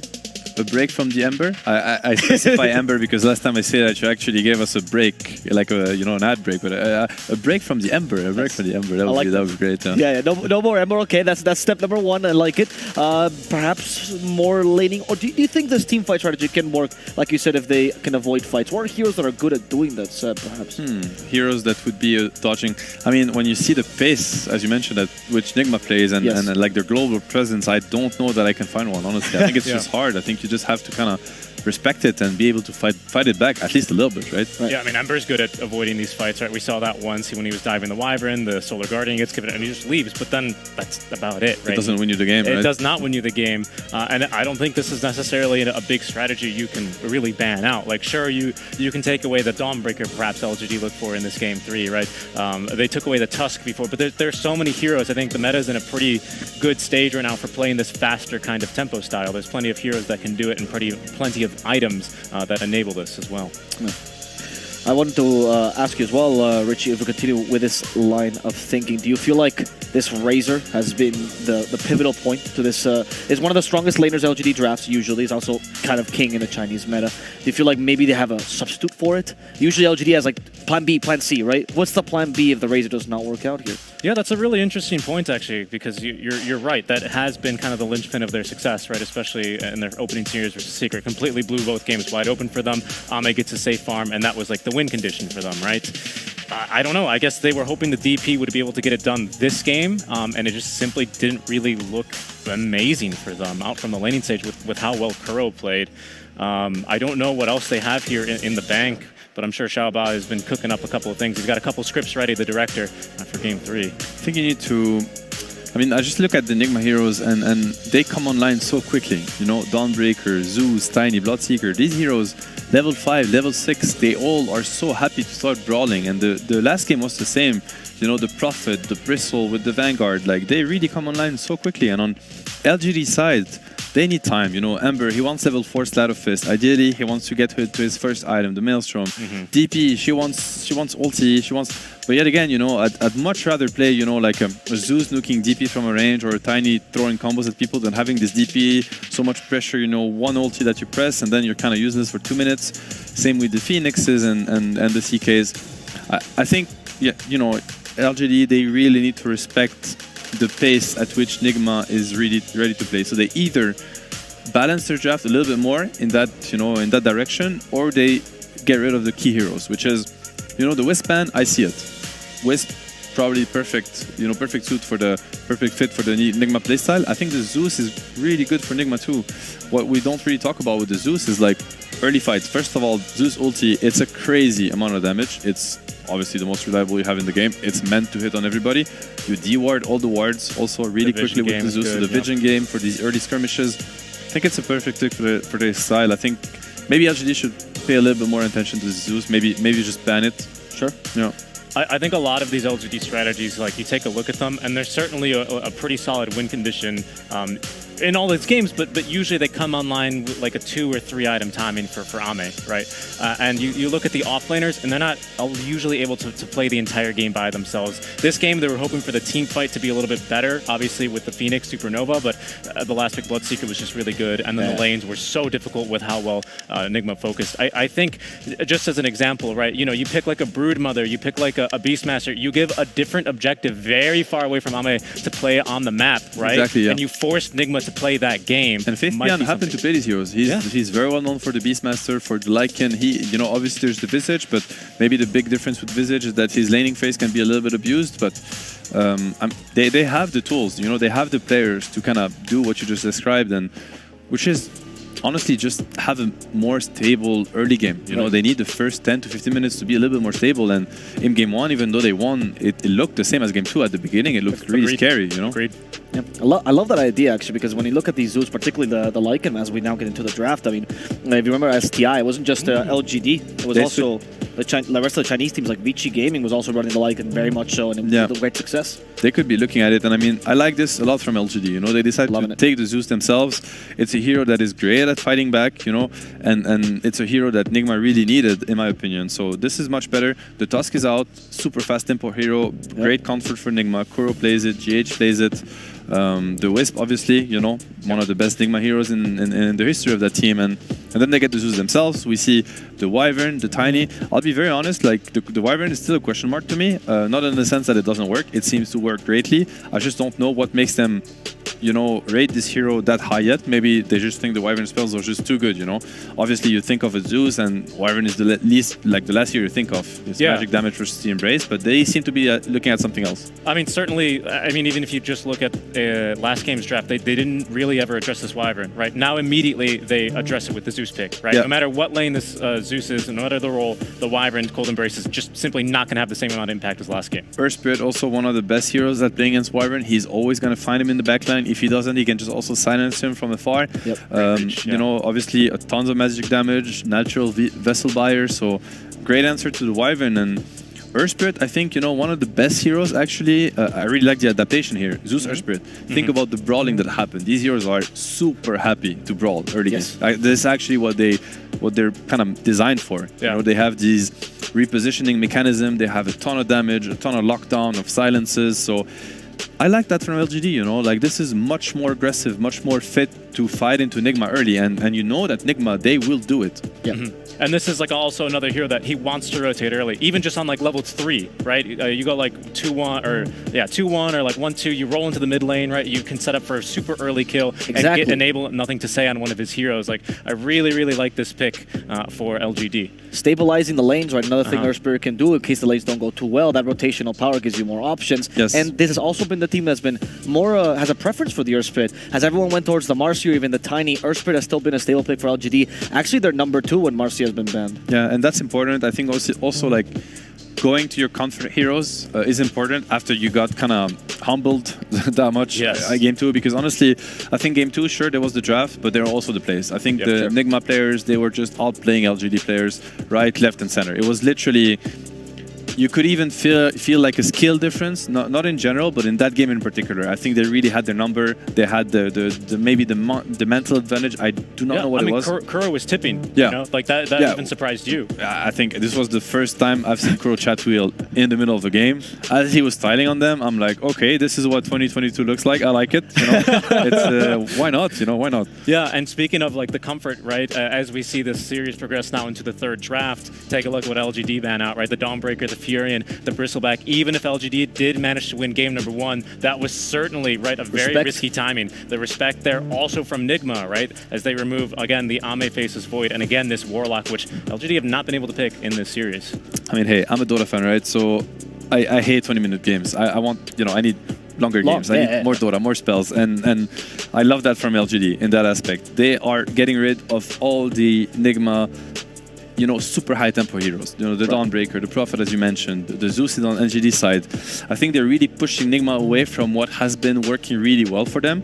Obviously, Nigma, amazing team. I'm sure they have plenty of other ways to play, other heroes maybe to kind of, you know, keep that playstyle going. So they're going to find the answers. But I like how LGD adapted. I feel like this is the first game ever since the Secret Series, even, you know, disregarding the game that they won, I think this is the draft where they're doing a great job at dealing with Nigma, like for once, and properly. Okay. Now as we get into that second phase, the Nyx Assassin, as you mentioned, gets picked up here by Nigma. What is going to be the answer from LGD? How are they going to set up the tempo for this draft? And more importantly, what's their 5 here? A lot of their favorite 5s have been taken out, the Warlock, the Winter Wyvern. I mean, it reveals that the Tiny is going to be core, most likely. I mean, again, some teams, you know, Liquid, Mickey, he has been running the Winter Wyvern mid, so it's not impossible. I'm sure Sumail, good enough to play anything. Most likely a Tiny core, so I think you want to try to abuse it. Yeah, for instance, the Doom, you know, very good hero against Tiny. Percentage HP, you know, burn. Obviously, Doom is a good spell against Tiny also. He will just be able to kill him himself, so and I think what's really nice about this is like the Doom late game especially is like Doom Tiny at any stage of the game, very good, right? But once your cores get BKBs off and they don't really have to worry about that initial Tiny burst, he's also great at just locating and locking down and scaring the Wyvern from the fight. The Wyvern doesn't want to be anywhere in the neighborhood of a Blink Dagger Doom. True. And Ench now to stabilize the lanes, right, as well. Once again, Yes. they're going for these fights that are more consistent in the early game. They're adapting to Nigma's draft. How will Nigma respond here? It's interesting. I mean, both teams are kind of prioritizing heroes that they really want, and they're maybe being a little bit less sneaky with the draft because, you know, the Ench pick reveals the fact that the Zeus is a core hero. On the side of Nigma, as we mentioned, you know, they're revealing that the Tiny is a core. So they're like, you know, we're getting to the stages of the tournament where the gloves are off. It's like, right? yeah, exactly. It's like, we need this hero in order to match what you're doing. You know, sure, it's mid, you know it doesn't matter. And it shows also a lot of confidence to their core players. It's like, he's good enough to play into a bad matchup. It does not matter. What matters is that we get the Zeus on Nothing to Say, we get the Tiny on Sumail. I like this Monkey King pick, right? Previously banned against Miracle. No surprise there, right? He plays it quite fast in this tournament. I've seen him go for the Diffusal Blade build into BKB pretty much. He's very active around the map. But what I also like about this is also just kind of the Wukong's command circle is going to be very, very, very powerful, especially if you can get it off before the Doom. Monkey King, very much a hero that can fight into Doom, even if he is doomed, right? So long as he gets that ultimate up. Earth Spirit, also another one hero that wants to go in, right? He might find himself in the middle of a Wukong's command, right?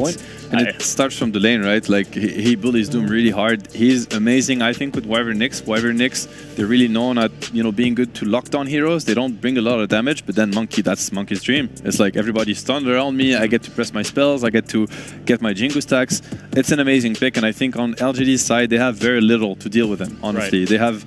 How do you stop Monkey? You need to stun him, right? You need to make sure he does not get the Jingu stacks into the queue so that he heals himself back up. And it's a very scary lineup, I think, for LGD to play against. The Darkseer ban. So, it's sorry, great. Yeah. I just need to ask this because the Viper ban from Nigma, if that's the case, what's the Viper I carry think or what's carry? Nigma understands that right now LGD, they have a big monkey problem, which they really do. Like, this is a perfect monkey game in the hands of Miracle 2. It is scary. Yeah. And they have no heroes to deal with them whatsoever. So the only, maybe they thought, you know, Ame Doom, Faith Beyond on Viper, that would have been one way to kind of kill the win condition that Monkey's bringing right now. It's a little bit crazy, but sometimes it is what it takes when you're cornered. And I do feel like LGD is a little bit cornered right now with the just imagine playing Monkey versus Earth Spirit Doom. I mean, it's free food for you on the lane, right? And then you're just gonna turn to the Zeus, the Enchantress, no stuns. You might just rampage the whole map. I really want to quickly bring this up. Sorry to interrupt, gents, but this is an incredibly similar draft to what Nigma used to dismantle TSM. They played this against a mid Zeus, an Ench, and another. It was Night Stalker, but another hero that wants to go in, right? So the Darkseer being taken out here because that was actually the last pick that Nigma went. So it would have been brilliant. The Darkseer. Yeah, I mean, Darkseer. Think about Darkseer with these heroes like Darkseer Monkey, a great synergy. Darkseer Nyx, Darkseer Tiny, even Darkseer Wyvern. It would have been awesome. It's a great ban, and I'm happy that they're kind of adapting because I feel like the second phase, it went heavily in favor of Nigma.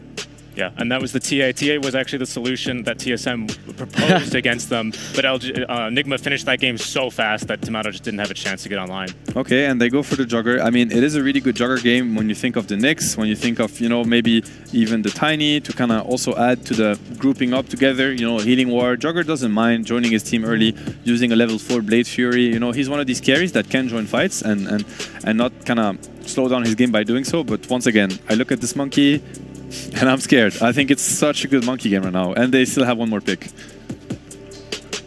Which is most likely going to be an MC hero, I want to say. Yeah, that's what I was just looking at here. I'm trying to see what he would want to go for, looking at what Nigma are lacking.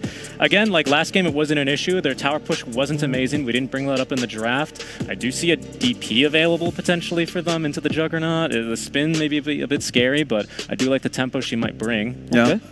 I mean, maybe what LGD, what Nigma is going to lack is some sort of way to sustain.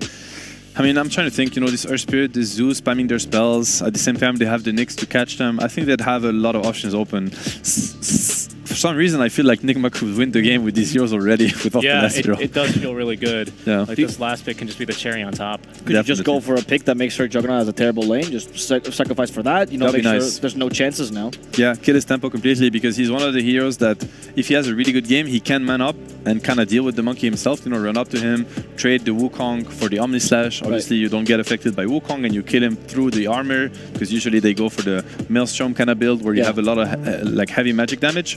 Yeah, slowing down the Jugger would be great. I feel like that's one of the jobs that MC could come up with. Prophet is banned. It would have been a pretty nice that's Prophet what I was game. thinking.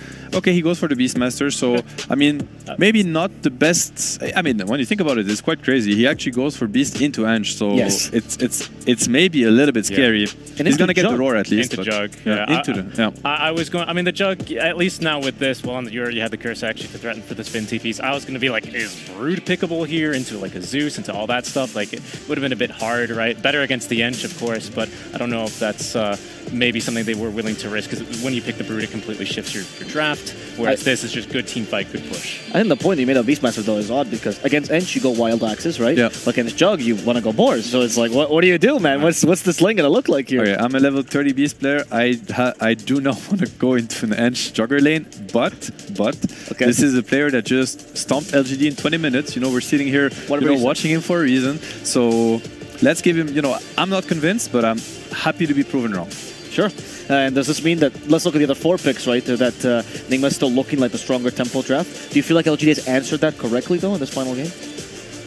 I think so. I think they made a good adjustment, honestly. Okay. I agree. I really like the second phase of bans, and especially the better mid lane pick for them as well. Yeah. Well, this final game is sure to be spicy, but we are a little bit sad because the final time that we're going to see these 2 teams today, and also the final time we get to hear the wonderful voices of Gareth on the coast. Away we go here with game number 3, Lacoste, and the panel convinced that the first 4 heroes, ignoring the 5th one, the Beastmaster from Nigma, enough to take on LGD. What do you reckon? I mean, you and I were talking, I'm like, yeah, they either go for something like a Beastmaster or they pick up Avenge to have another BKB piercing ability in the lane, usually Beastmaster into Enchantress, as panel talked about. Not what you want to see. A lot of sustain in that lane from PSG.LGD, where they have Enchantress heal, they have Juggernaut healing Vord. You can't go for the Boar, so that might be a bit difficult. You will need to play with the Axes, so that's an adaptation that they need to make. Looking at what PSG.LGD has on the off lane, it's 2 melee heroes into Monkey King, so that's gonna be very difficult. Like we're talking about Monkey King, that's gonna have a free time. They need to manipulate the creep wave. They cannot play the lane. Also, let's Monkey see. King first. 2-man Boundless. They've got the spin from Arme. Miracle being focused. Juggernaut going to take him down with Jinkyu's final touch. Now Mind Control, the one in trouble. Arme looking to try and slip away, but he's dead. Kuro going to get slapped down by Faith Bian. And the rest of them looking to scramble out and evade this danger. But Nigma lost 4. GH the last man standing, and Jinkyu's not done. They want a team wipe. They want it. Before creeps even spawn, the horn hasn't been sounded, and LGD just slammed them. I don't remember seeing a full 5-man team wipe before the horn started. So Doom getting some extra goals, starting with the Boots of Speed. Who died on their side? Jug? It was only Juggernaut. All right, 5-1, 2 seconds into the game. Yeah, not since the days of Screen Squad and Goblak with their early 5-man smokes have we seen something like that. Walking up that high ground straight into them. And a 5-1 lead already for LGD. And how much of an impact is that going to have, giving them a better laning stage against some of these counter matchups that Nigma have picked? Yeah, we see the adaptation. Doom starting with the Boots of Speed, bringing extra Wind Lace to be able to just get out of the Monkey King. Monkey does have, all right. 3 runes as well. 3 runes, so that's a 1k gold lead already. Wonderful start for LGD. Yeah, like the panel and you've been saying, that is a Monkey King versus double melee as top lane. The spin from Arme straight towards MC. Chipping away at the Beastmaster, forcing him away from the lane. He wants the high 5, but he's not going to get it. And the Beastmaster, of course, going Wild Axes level 1, something much more common nowadays, and especially against an Enchantress. We mentioned the creep manipulation, and already second wave. Jinkyu already going for it. Fate Beyond needs to keep the distance, but I'd say so far so good. Like, this is not the lane that they want to win. They want to survive in this lane and just play for it a bit later. You also have Devour, Jinkyu in vicinity, just in case something happens, does have Boots of Speed of his own, because he's involved in 4 kills. Those level 1 kills, don't bring much XP and gold, but it's something extra. The ability to outrun the Monkey early on. He does have the kick as well, as we just saw, to create that gap between him and Miracle. Doom looking for a creep. Kuro's looking for a courier. Oh, is he fast enough? He's not going to get the hits in. But he will drag the wave, which is probably his primary focus. So is Fate Beyond on the bottom. Yeah, lots of wave cutting and dragging around. GH, though, look at his job. Drag the dire wave and try and match them in the jungle. Fate Beyond looking for a creep, looking for a good creep, and he's going to find one. There it is, what you want to have. The Mind Stealer. Perfect. Extra mana regen and some extra mana burn. But yeah, against Monkey King, you don't care too much about mana burn. Yeah, and already we see a few CS troubles for Nigma. Beastmaster and Monkey King starting to lag behind the rest of the pack, but if they can get some kills or pickoffs, they could make up for that. Oh no, on the flip side, you know, Zeus up at the top, Juggernaut 11 and 4 for LGD. Having a very good start. Mid lane is going to be the farm fest for both of the heroes. I don't think anyone's going to die unless we see rotation from Jinkyu's Earth Spirit. Wyvern, Nyx Assassin, not as good as rotating. Courier Keep, look at him. That's what he's been doing, even in the previous game. I think he had at least 2 or 3 courier kills. Yeah, finding them non-stop. That's boots that Arme won't see for a couple of minutes. Kick Miracle away from bottom. Jinkyu has handed the Bound of Strike with a Jingu stacks over to Miracle. Fairy Fire, not enough. Miracle with a big right clicks. Faith Beyond trying to find this trade kill. Trade. So much damage coming out of that Doom. He also has a full wave underneath the tower for Fate Beyond. Gonna hit level 4. Gonna have enough money to buy phase boots. This is huge. This is exactly what you want to have. And then Jinkyu TP's mid, refills the bottle before 4-minute water rune. Also expect Jinkyu to potentially rotate to the top lane. Beastmaster, how's he doing? 14 and 2, not too bad. Yeah, not as bad as expected. But back to that Doom, we were kind of expecting him to be in recovery mode, right? But now he's going to start racing up towards the top of that net worth board as they roll in. This is not recovery mode. So Mail, he's got the avalanche back, a toss towards nothing to save, but it's not just Jinkyu's rotation. Y was also there. No response from Nigma. And yeah, it's not recovery mode, right? He's going to be the... No, he was playing aggressive alone bottom against 2. He's a beast. Is it still going to be the kind of ordinary Hand of Midas from the Doom, or do you think he'll change things up? Yeah, I assume so. I think he's in a perfect spot, yeah, and he queues it up immediately. Kuro sitting in behind Sumail mid. This Enchantress roaming around with the Shard Golems, chucking pebbles at people and forcing Kuro to stun some creeps. Why? Yeah, just zone him away from this triangle. Zeus is level 6, a bit low on mana, has clarity running, needs 300, so I want them to play aggressive on the side lanes. Where we're talking about try to get a kill on GH. Even Miracle dies. Miracle level 4, Doom also level 4. He dishes out a lot of damage, and here they come. All right, going straight in towards them. They found out Miracle and the zap down from the heavens, just as you called for. Faith Beyond on a killing spree out of this lane where we thought he would be dominated.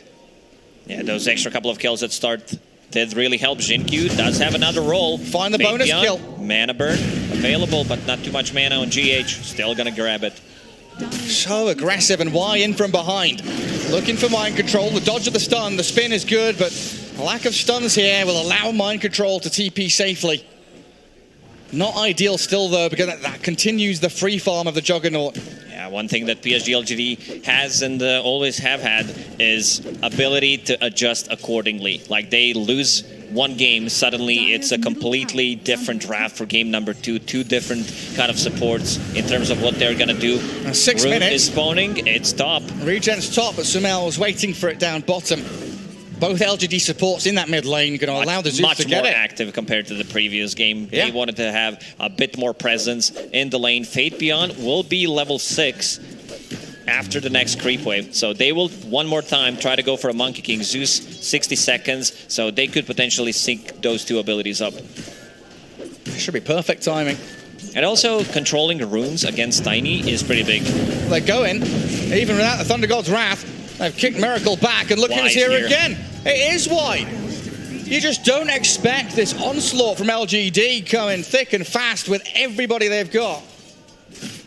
Whenever there's a gank, it's not 1, it's not 2, it's 3.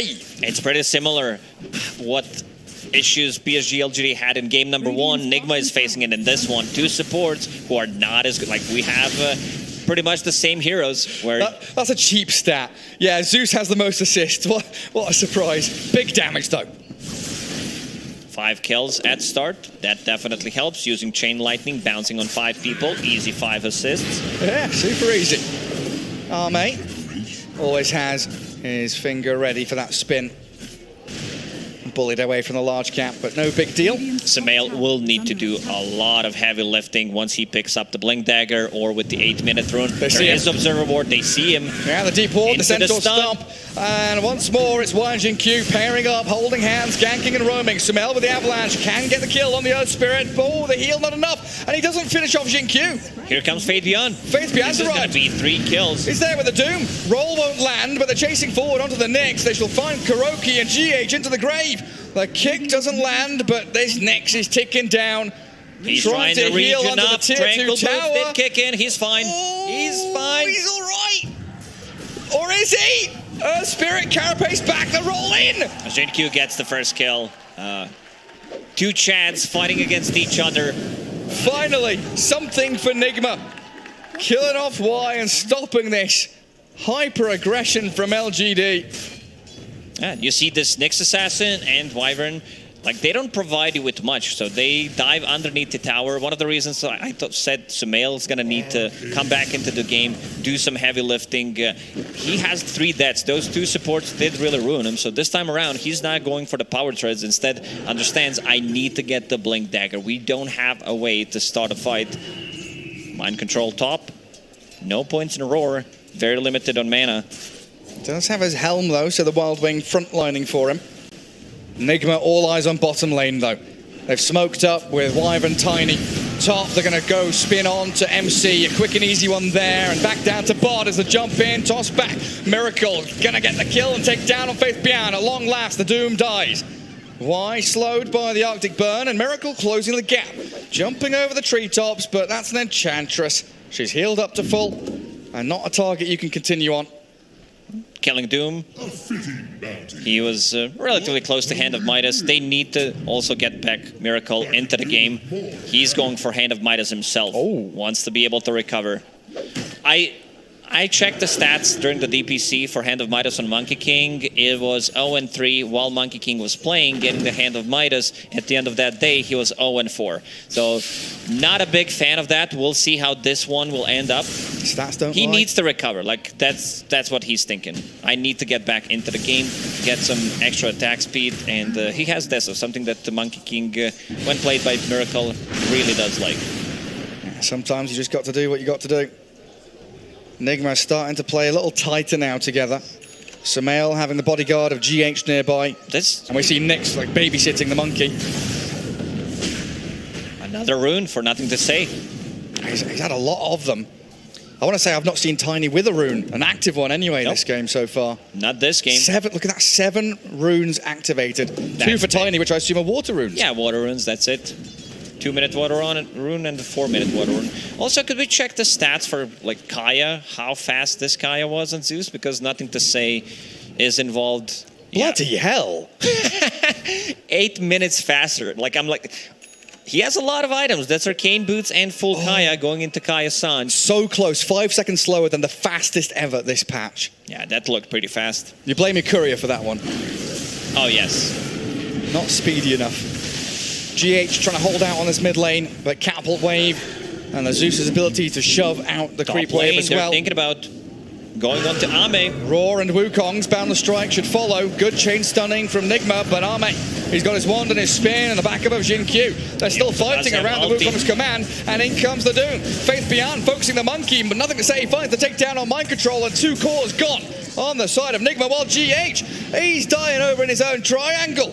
Nothing to say from halfway across the map, gets 2 kills. They needed to bring one of the supports, whether we're talking about Vendetta with Nyx Assassin or Wyvern Ulti, because this one was pretty difficult one to get. Sumail does have a Blink Dagger, but nothing to say. Super tanky. Infused Raindrop, extra 6 stats from the pick pole. Apologies.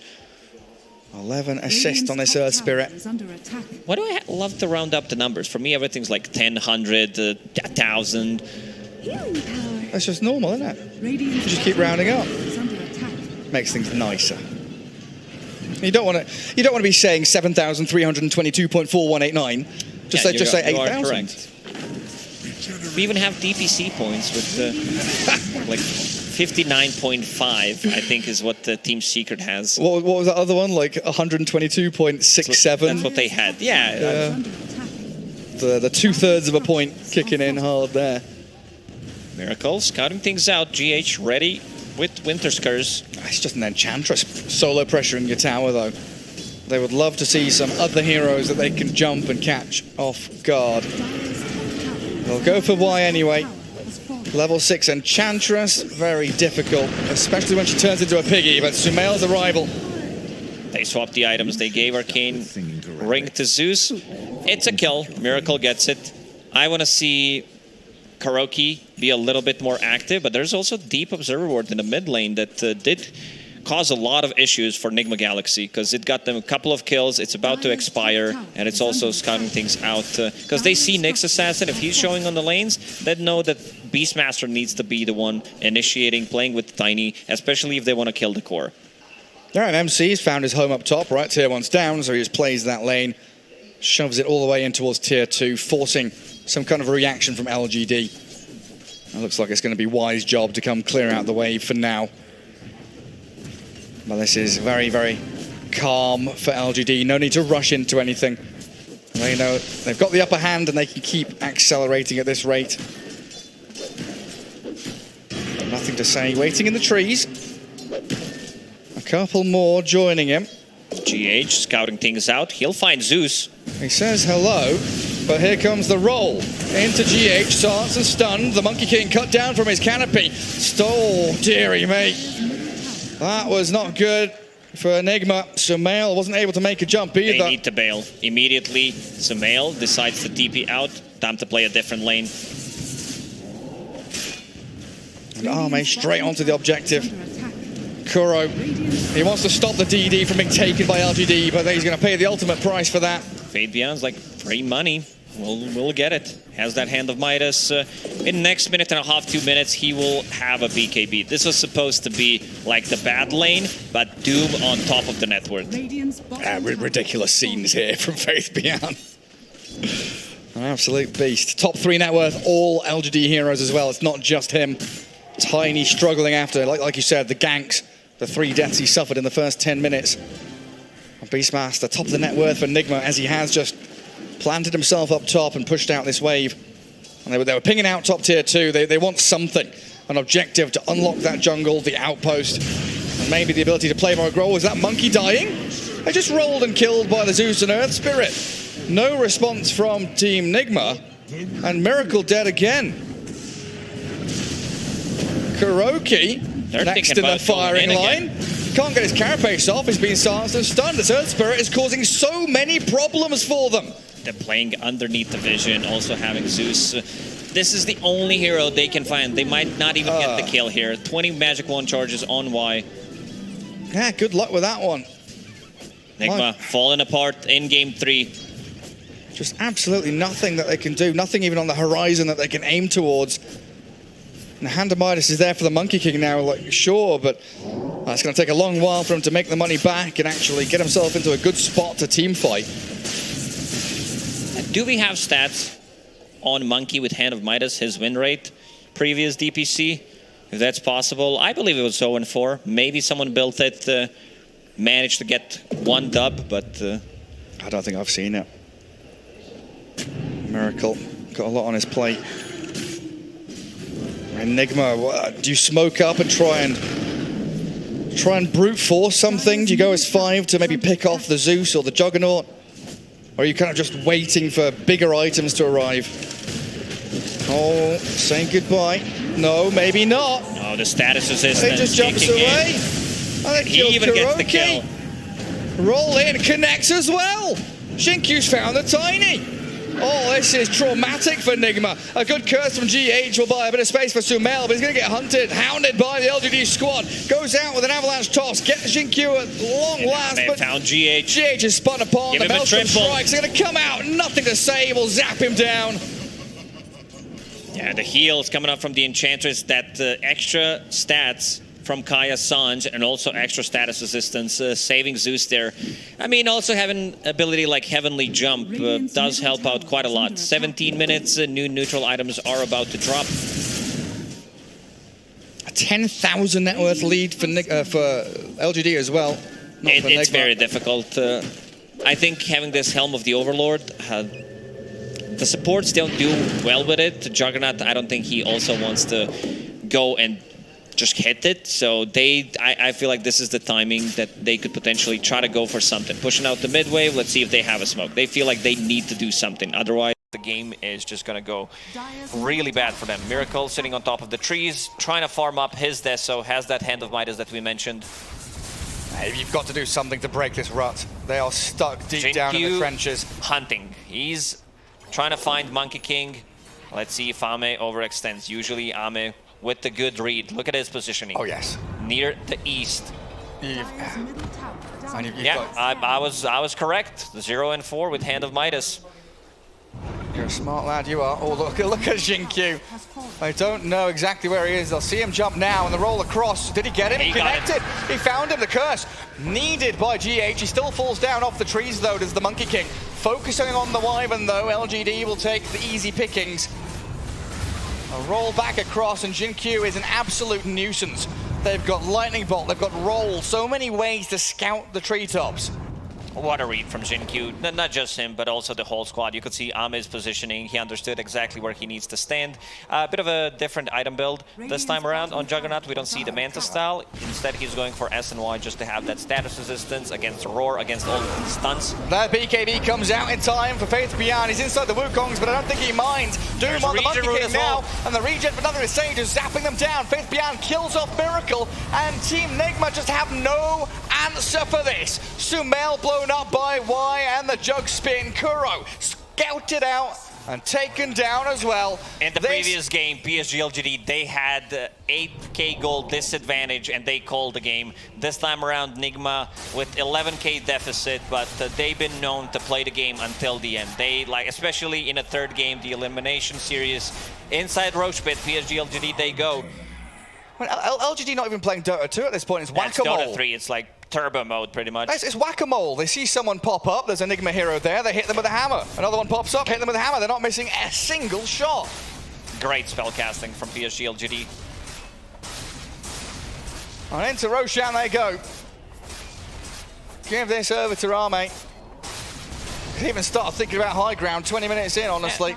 Ame is probably like, guys, can you please stop kill stealing? I'm 1-1 and 12. Oh, is he? I want to get some last hits.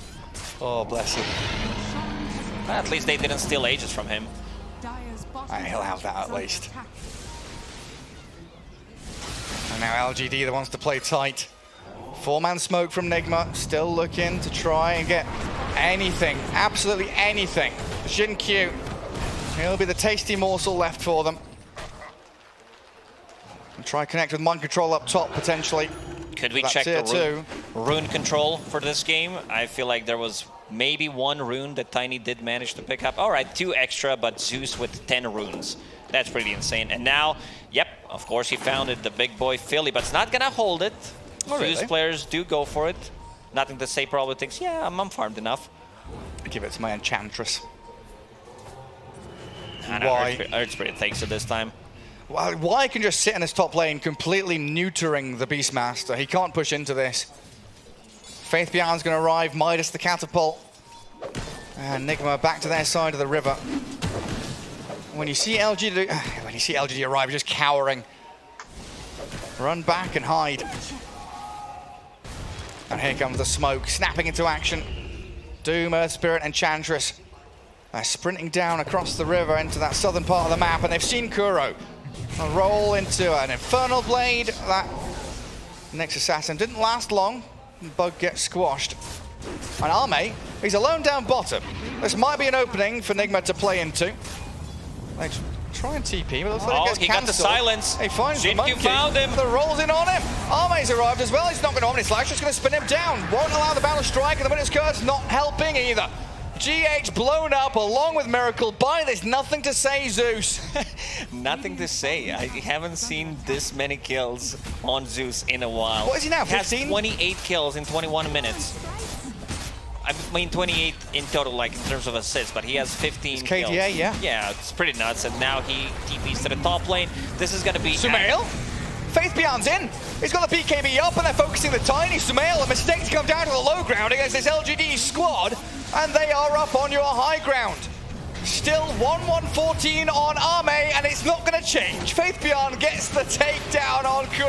Jinku has been on point this game, finding Monkey King, like this Spirit Vessel also that we didn't even mention. I feel like they don't even need it against Monkey King, against Wyvern, against Tiny. Like this damage, the healing reduction. Ame does have a healing ward.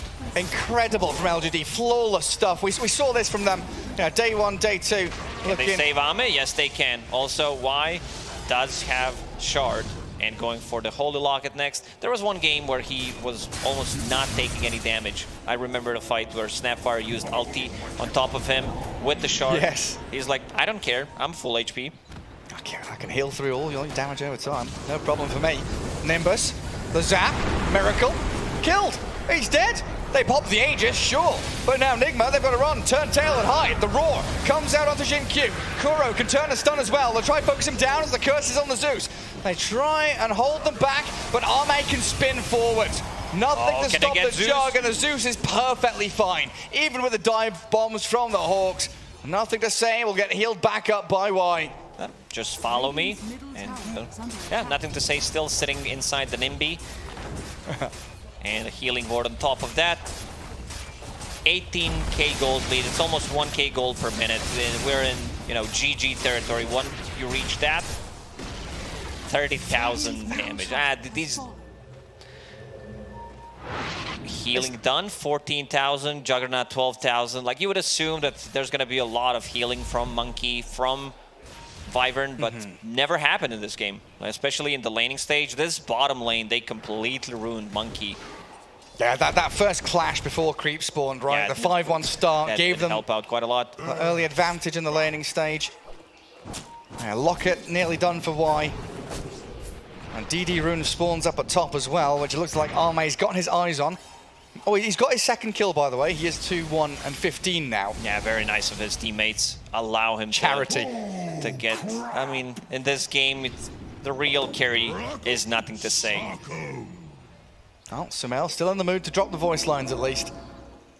I'll retake that bottom outpost.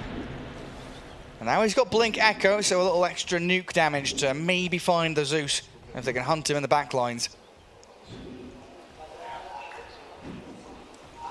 Yeah, such a flawless performance from LGD in this one. Like, why? He feels the smoke coming, so he holds high ground. Gonna wander down and try and see if there's anyone near. Stacks up the camp at the same time. Multiple jobs all at once. It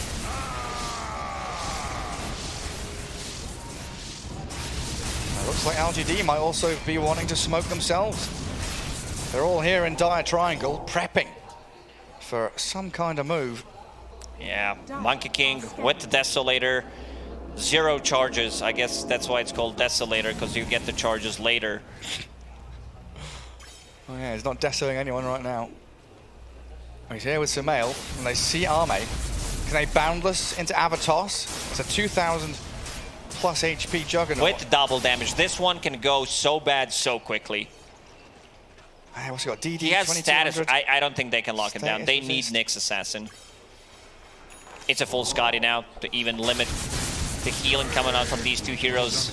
Yeah, good luck with that. A very fast one there. A lot of fastest items.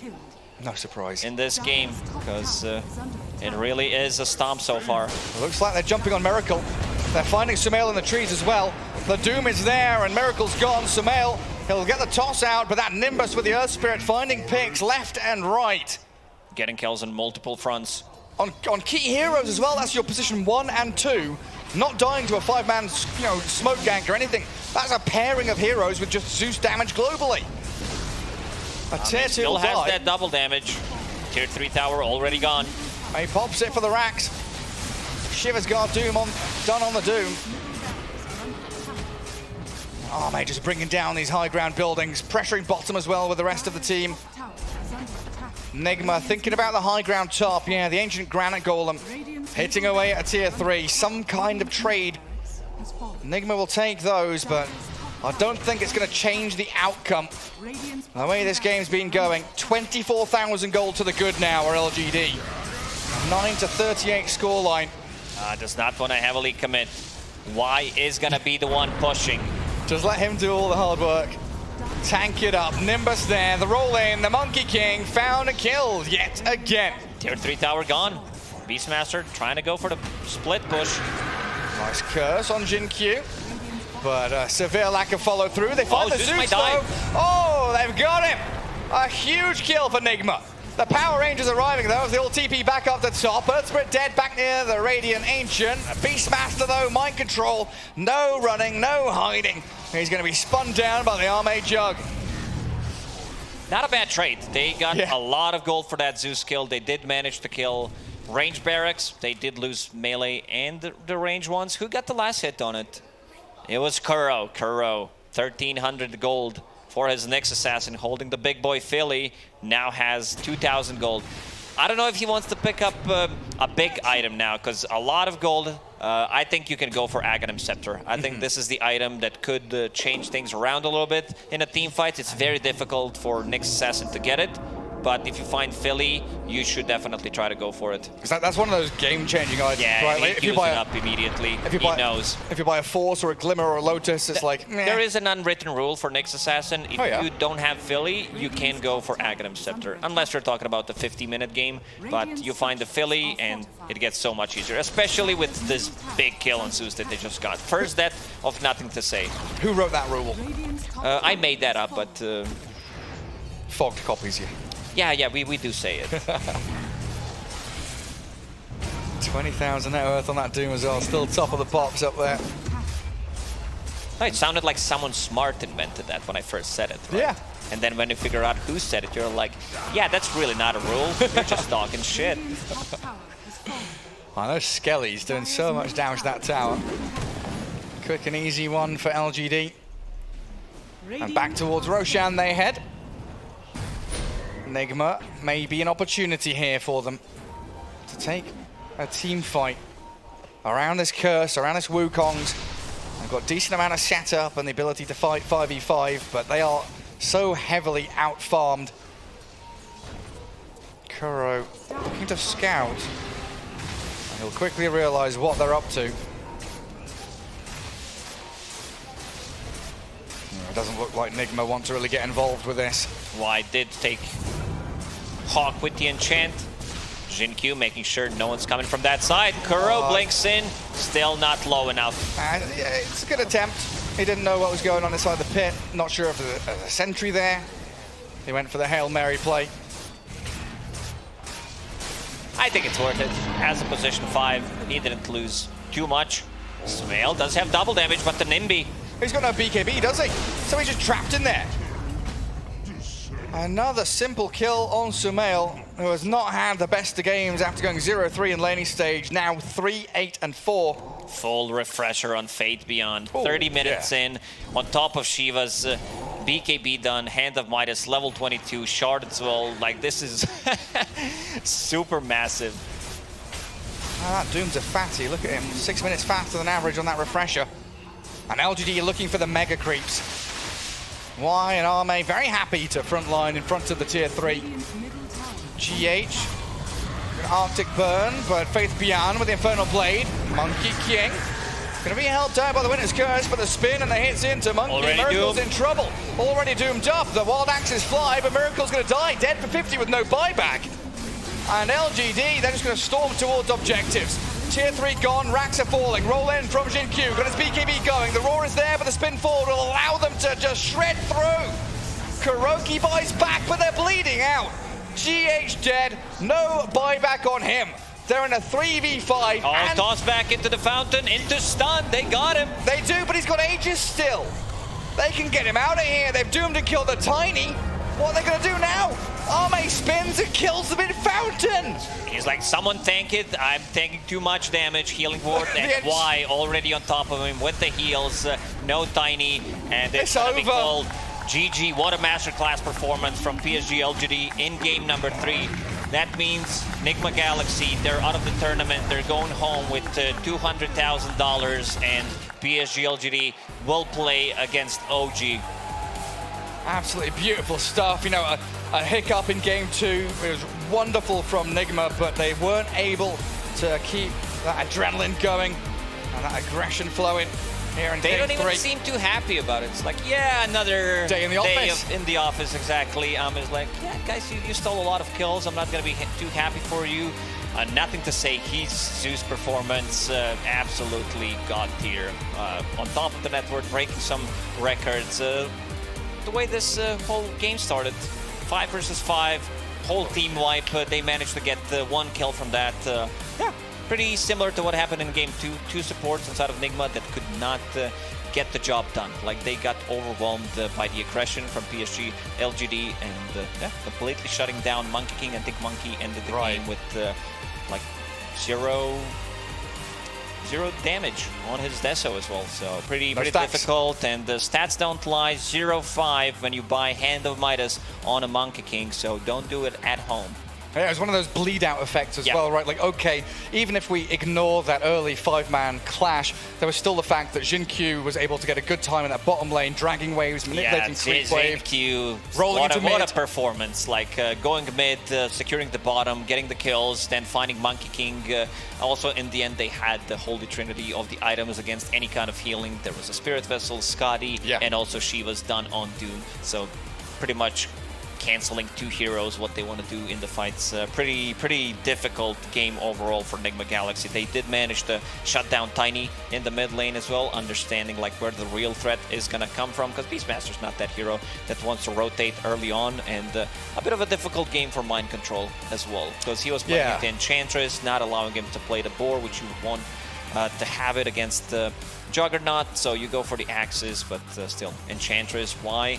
How long has been sitting in that lane? First bottom, then the top one, and they had no answers for it. Yeah. Sometimes they did manage to kill him, but no real big kills. And controlling every single rune as well. You know, Sumail getting ganked over and over again. Ended the game only picking up 4, maybe 5 runes in total. But honestly, everything was so crisp and clean from LGD, even with the panel and us thinking, right, the draft from Nigma looks so incredibly solid. Lane matchups, the team fight, the ability to react, respond, and TP to defend their objectives. If you have this surprise moment, anything can happen in Dota 2, right? That early fight obviously setting the stage for a disappointing result from Nigma, but LGD once again proving why they are considered very often one of the best teams, if not the best team in the world, right?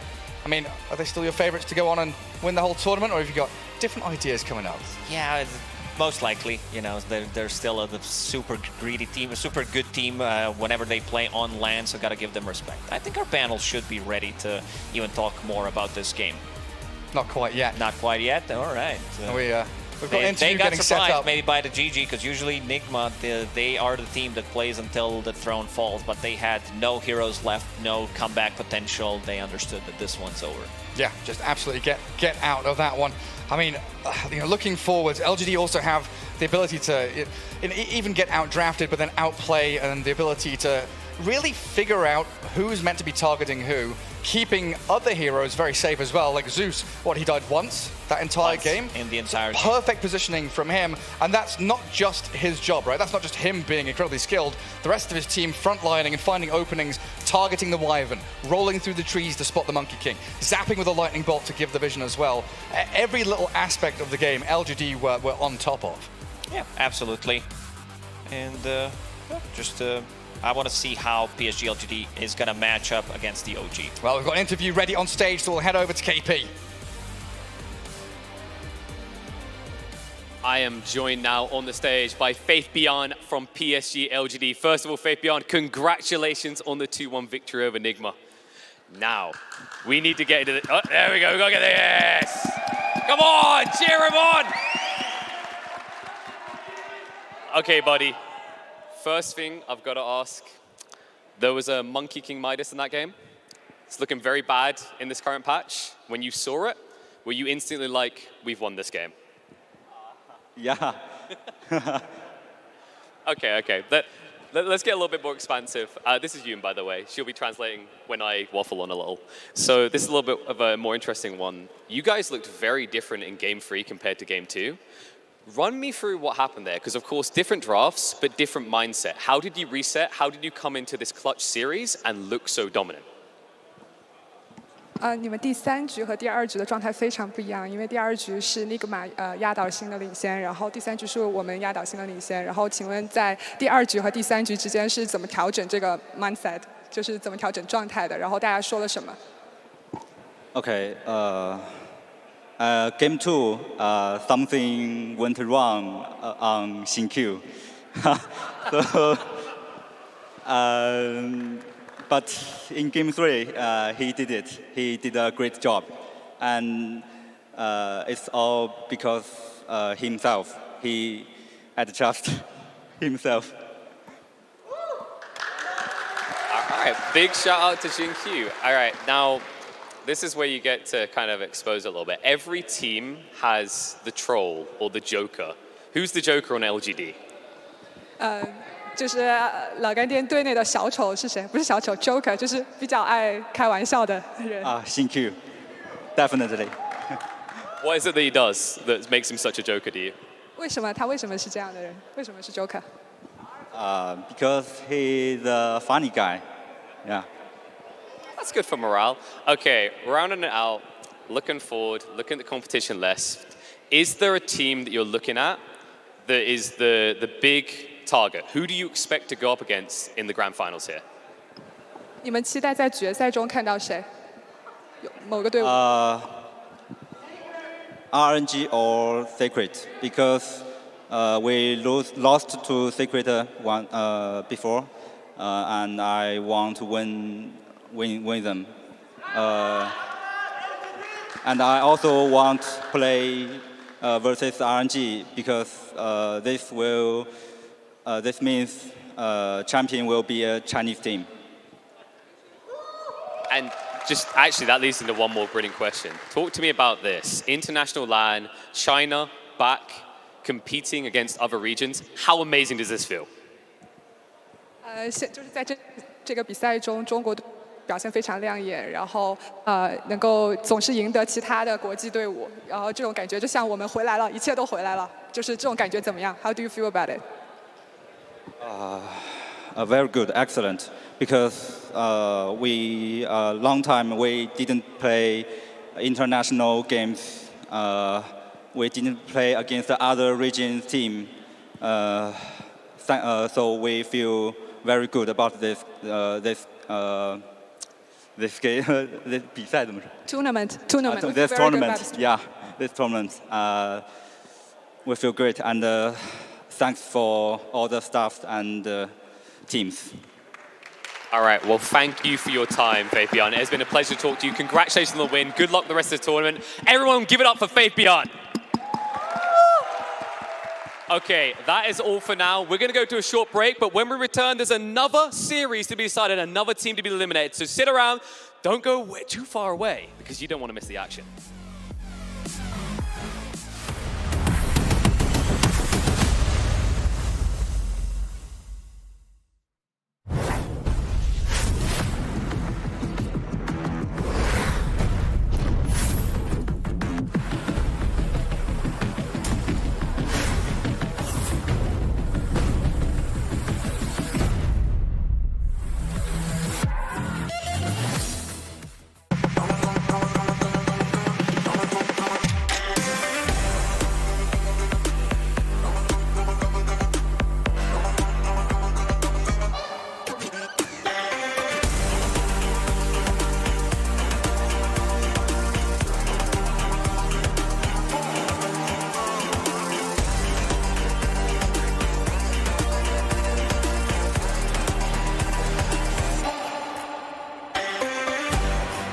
Progress is a race that has no end.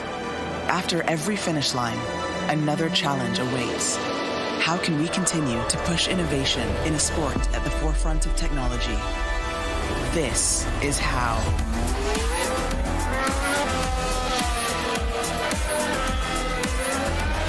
Discover how Aramco and the Aston Martin Formula One team aim to meet Formula One's sustainable fuel targets. Aramco, powered by how.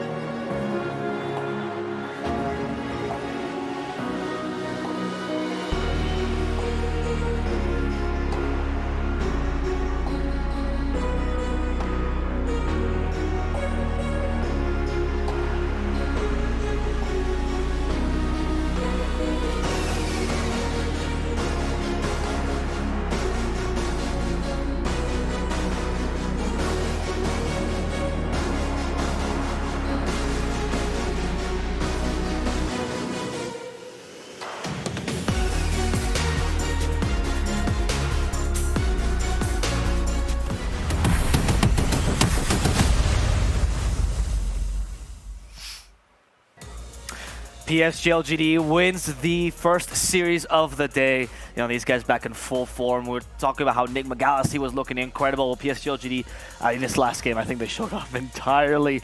They adjusted as the best of three went on. They adapted, and this is what we like to see in Dota. You know, seeing a team that over a best of three changes their drafting style to match their opponents. That is the beauty of this game. It was incredible, and especially it is that more important in a single LM tournament, right? Because you don't get the second chance of the lower bracket, and I mean they really did. They turned up the pace. You know, this Anch, this Earth Spirit. I mean, particularly Xingqiu was amazing. His rotations, his decision making, it was incredible, and I think.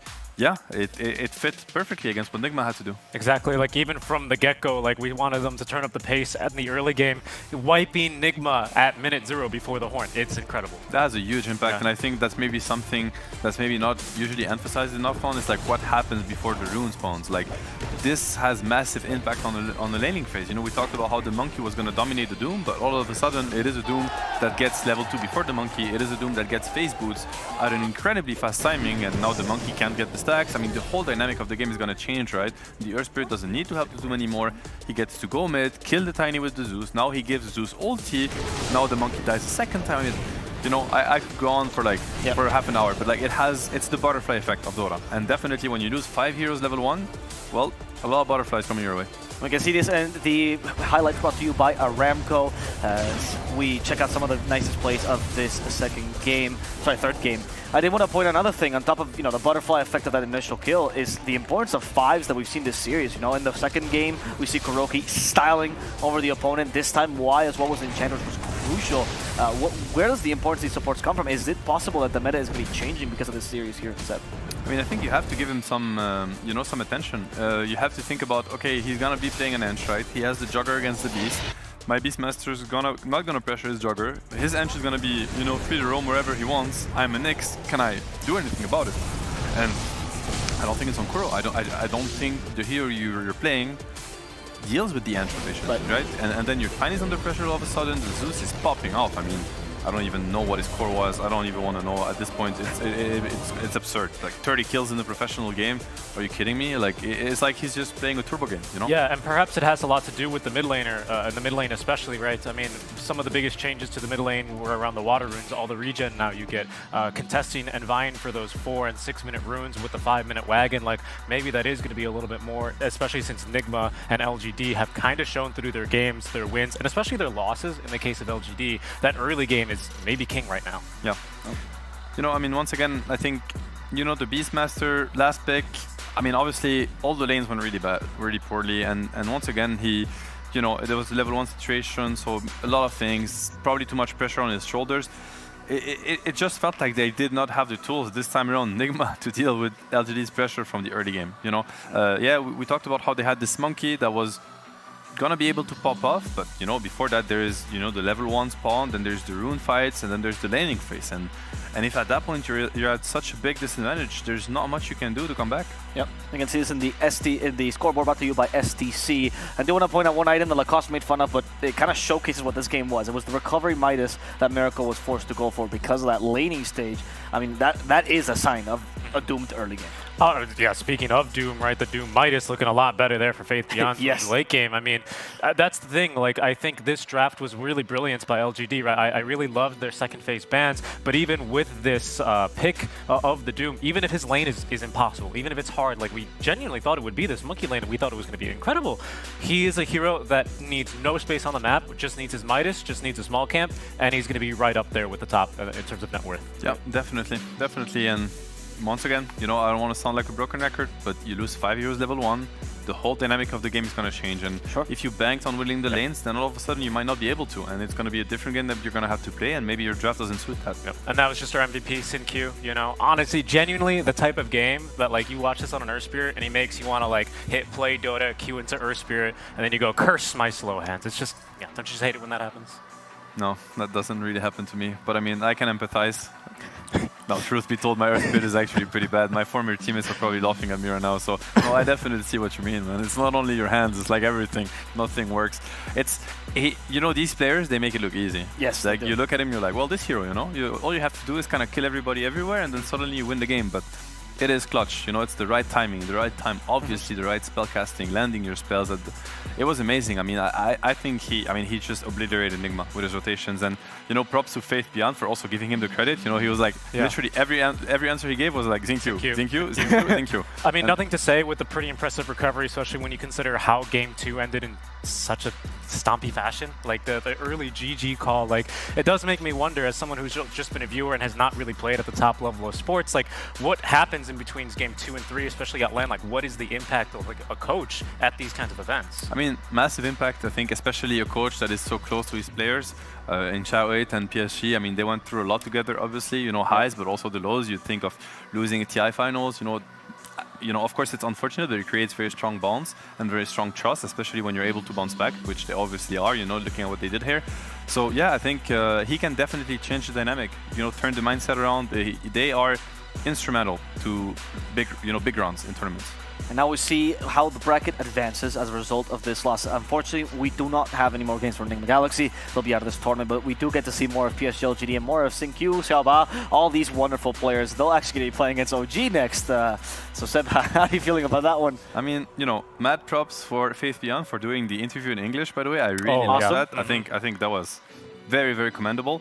But he did mention Secret as RNG as being his favorite team to face in the final, and every time OG has been underlooked, every time they have been ignored, magic happens. So, you know, I don't want to jinx anything here. I don't want to. I'm just saying, you know, there's somebody on the way before you get to RNG and Secret, and I'm pretty sure they're gonna have something to say about you getting to the grand final. Yeah, I mean, OG Liquid. You know, no bias, guys. They played a couple of games against each other. I think a couple important matches for a decent amount of money, which now LGD are going to secure themselves with this win. Now guaranteed a top 4 finish, which is looking very impressive, honestly, for the Chinese region. Right, that was a big question coming to this LAN. How is Chinese Dota going to stack up against all the other international teams? And yeah, I think so far, I think the region can be proud. 2 of the 10 teams being Chinese now, and one of them top 4. The speed at which they adapted, right? Crazy. And I'm very interested in what the other Chinese team does, because when you talk to everyone in the world, they're like, yeah, LGD probably still in full form. But what happens to the rest of China, who hasn't been able to travel internationally, who hasn't seen that much mix of new players besides 1 or 2 teams? What is RG going to do? How are they improving? And that's what we're going to get to see next, as they're going to be duking it out against Team Spirit in our next series of the day. But before that, a small break, and we'll be right back with another exciting series of Dota 2.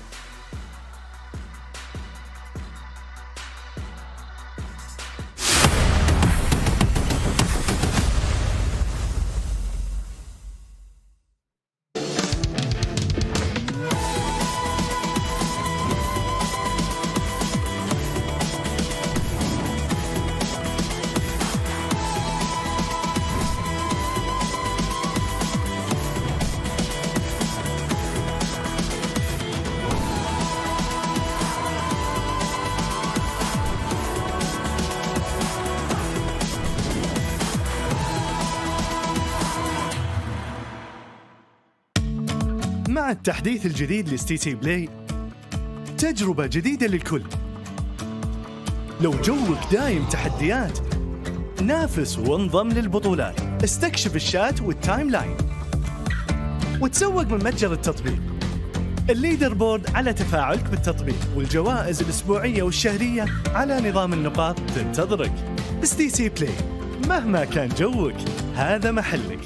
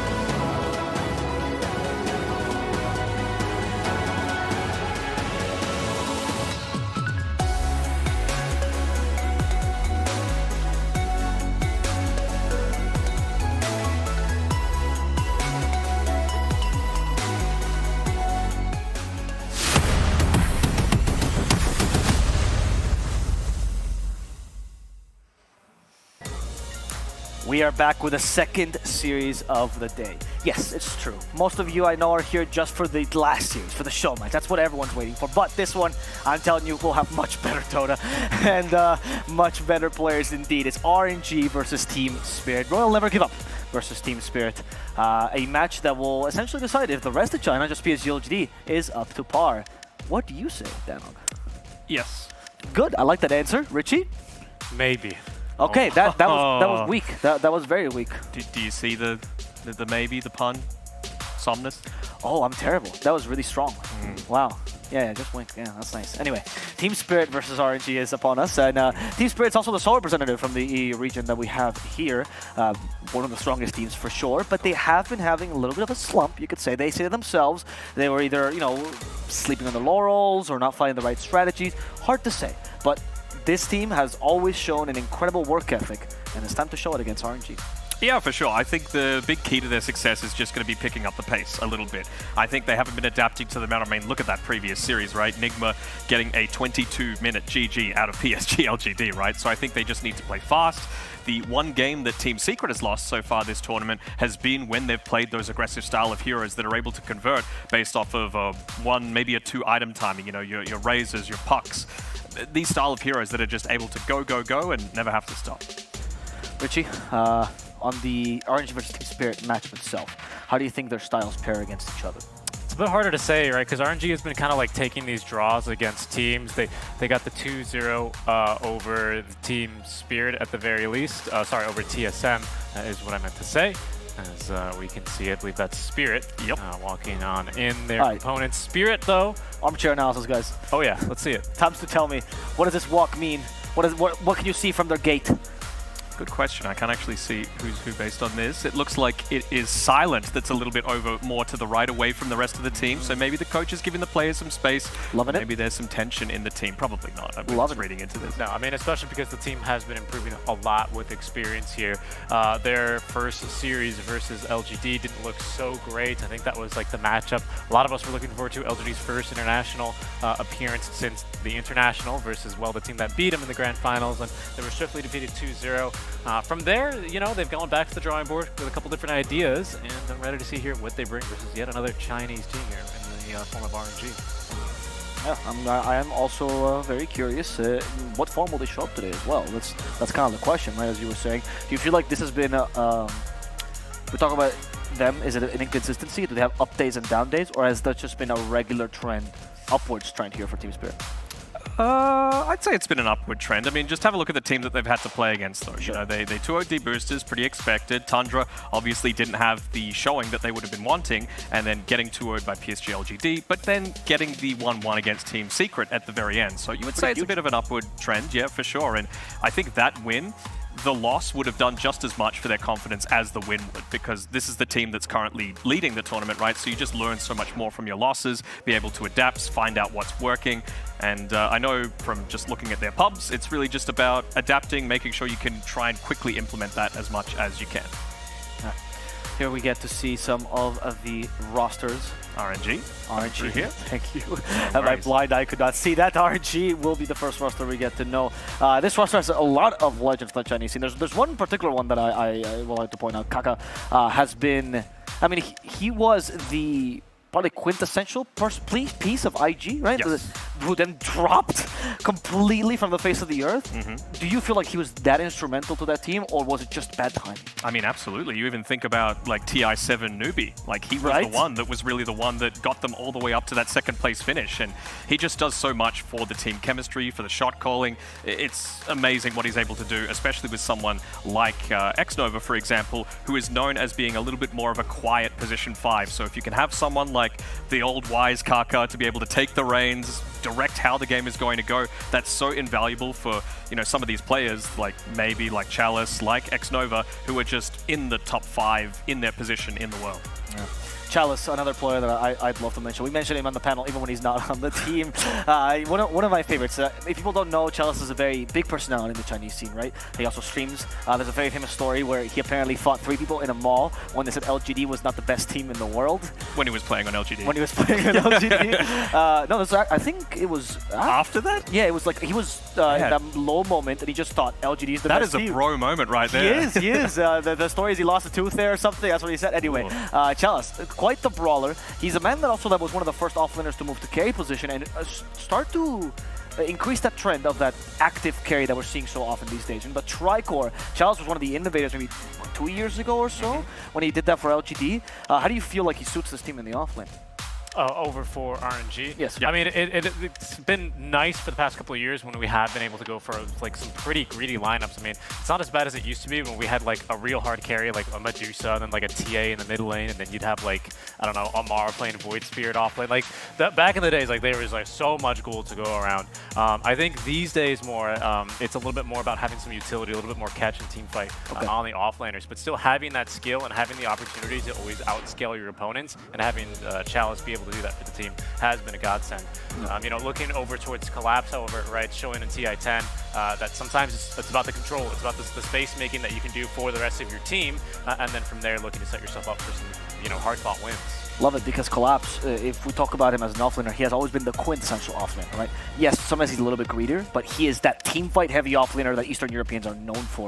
Where are his strengths in that team fight? Is it just the spellcasting, or is there more to it, Dano? I think there's a spellcasting, but just I think he's able to read people on the map and where they're going to be moving very well. So I think the style of heroes that he really excels on, of course, the Magnus, the CK, the Mars, the Sand King, they're all ones that, yes, if you get that crazy amount of farm, you're able to get these multi-person lockdowns, but it's really just about finding the one key linchpin for the team fight, spear him back, blink stun in, get that instant lockdown to allow the rest of the team to converge and win a team fight and then snowball from there. Yeah, for sure. A lot of the vision as well is greatly helped out by Miposhka, right? He's been phenomenal at that. We saw even his papers the other day when they were playing. I mean, he's got lots of papers just, you know, looking through stats, checking replays. Warding, we saw that as well. Map, yeah, helps that the map wasn't changed too much since they ended up playing that big old tournament known as TI, but a couple small changes there. And he's been able to so far stay on top there. Just on that point of Miposhka, this is going to be a treat for me as a position 5 player. These two guys, Miposhka and Xnova, in my opinion, are the best position 5s in the world. Like, at least in terms of warding, in terms of their team fight presence, it just...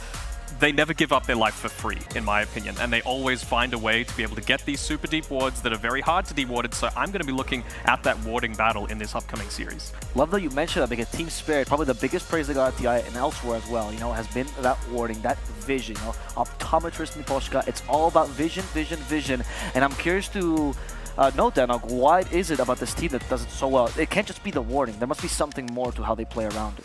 I think it's the specific times that he chooses to make these rotations to be able to ward. Like, a lot of, obviously smokes are at a premium, right? You want to make sure that you're using them for ganks, but these two guys are ones that actually use a smoke in the early game just to make sure that they can get out onto the map, guarantee that you're not going to be caught under any kind of vision. And they always tend to do it around a time where they're not exactly needed at a team fight, so your presence being there or not being there isn't really missed all that much, and you don't exactly know that they've gone to ward, and it's one of those wards that could just be in a really obvious spot but just never get scouted out. Yep. Richie, as we're getting into this, are you excited to see the warding spots in this new map? Absolutely. There we go. And now let's have the vision, the glory of watching these players descend upon this stage and bless you with their presence.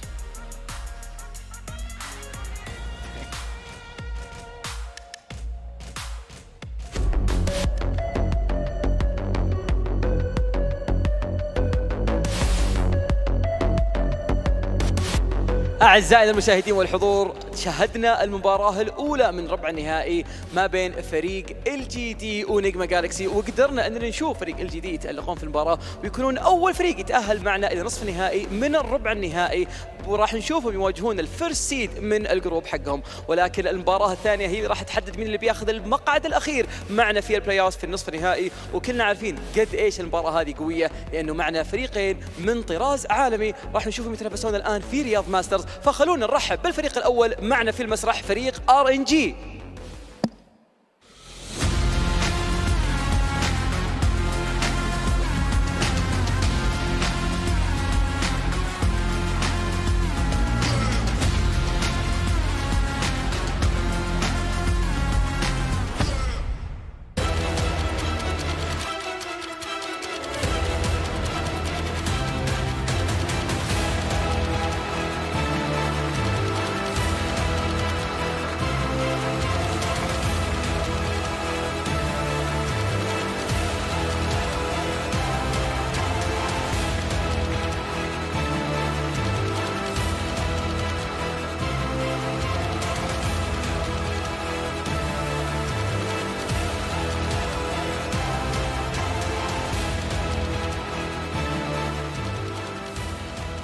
formidable opponent for sure, and they need a formidable opponent. And their opponent is going to be none other than the reigning champions of TI. A slivery beast to deal with. The serpents of the CIS. It is the one, it is the only Team Spirit.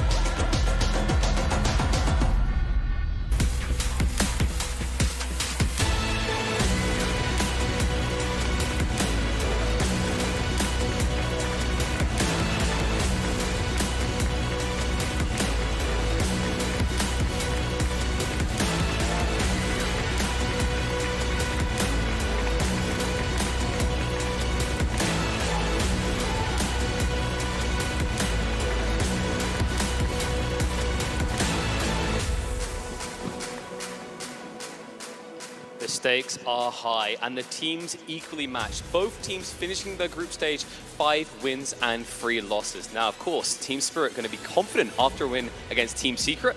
RNG, they were able to win a coin flip to get here, but it's going to take more than RNG to win this series as we prep for the death. راح نشوف الان اعزائي المشاهدين المباراه الاخيره من ربع النهائي. لا ننسى ان كل الفريقين اطلعوا من الجروب ستيج بنفس النتيجه، 5 انتصارات 3 خسارات فقط، والان بنشهد من اللي منهم بيقدر يستمر معنا في البلاي اوفز. ان لا ننسى ان هذه سنجل اليمينيشن ماتش، زياده على كذا ان الفوز معناته راح تقدر تاخذ اكثر من $200,000 امريكي مجرد ما انك تفوز المباراه هذه فقط. بالتوفيق لهم ان شاء الله، ومباراه جدا شديده الاعصاب، فخلونا نتوجه عند الاستوديو التحليلي نتكلم عنها اكثر.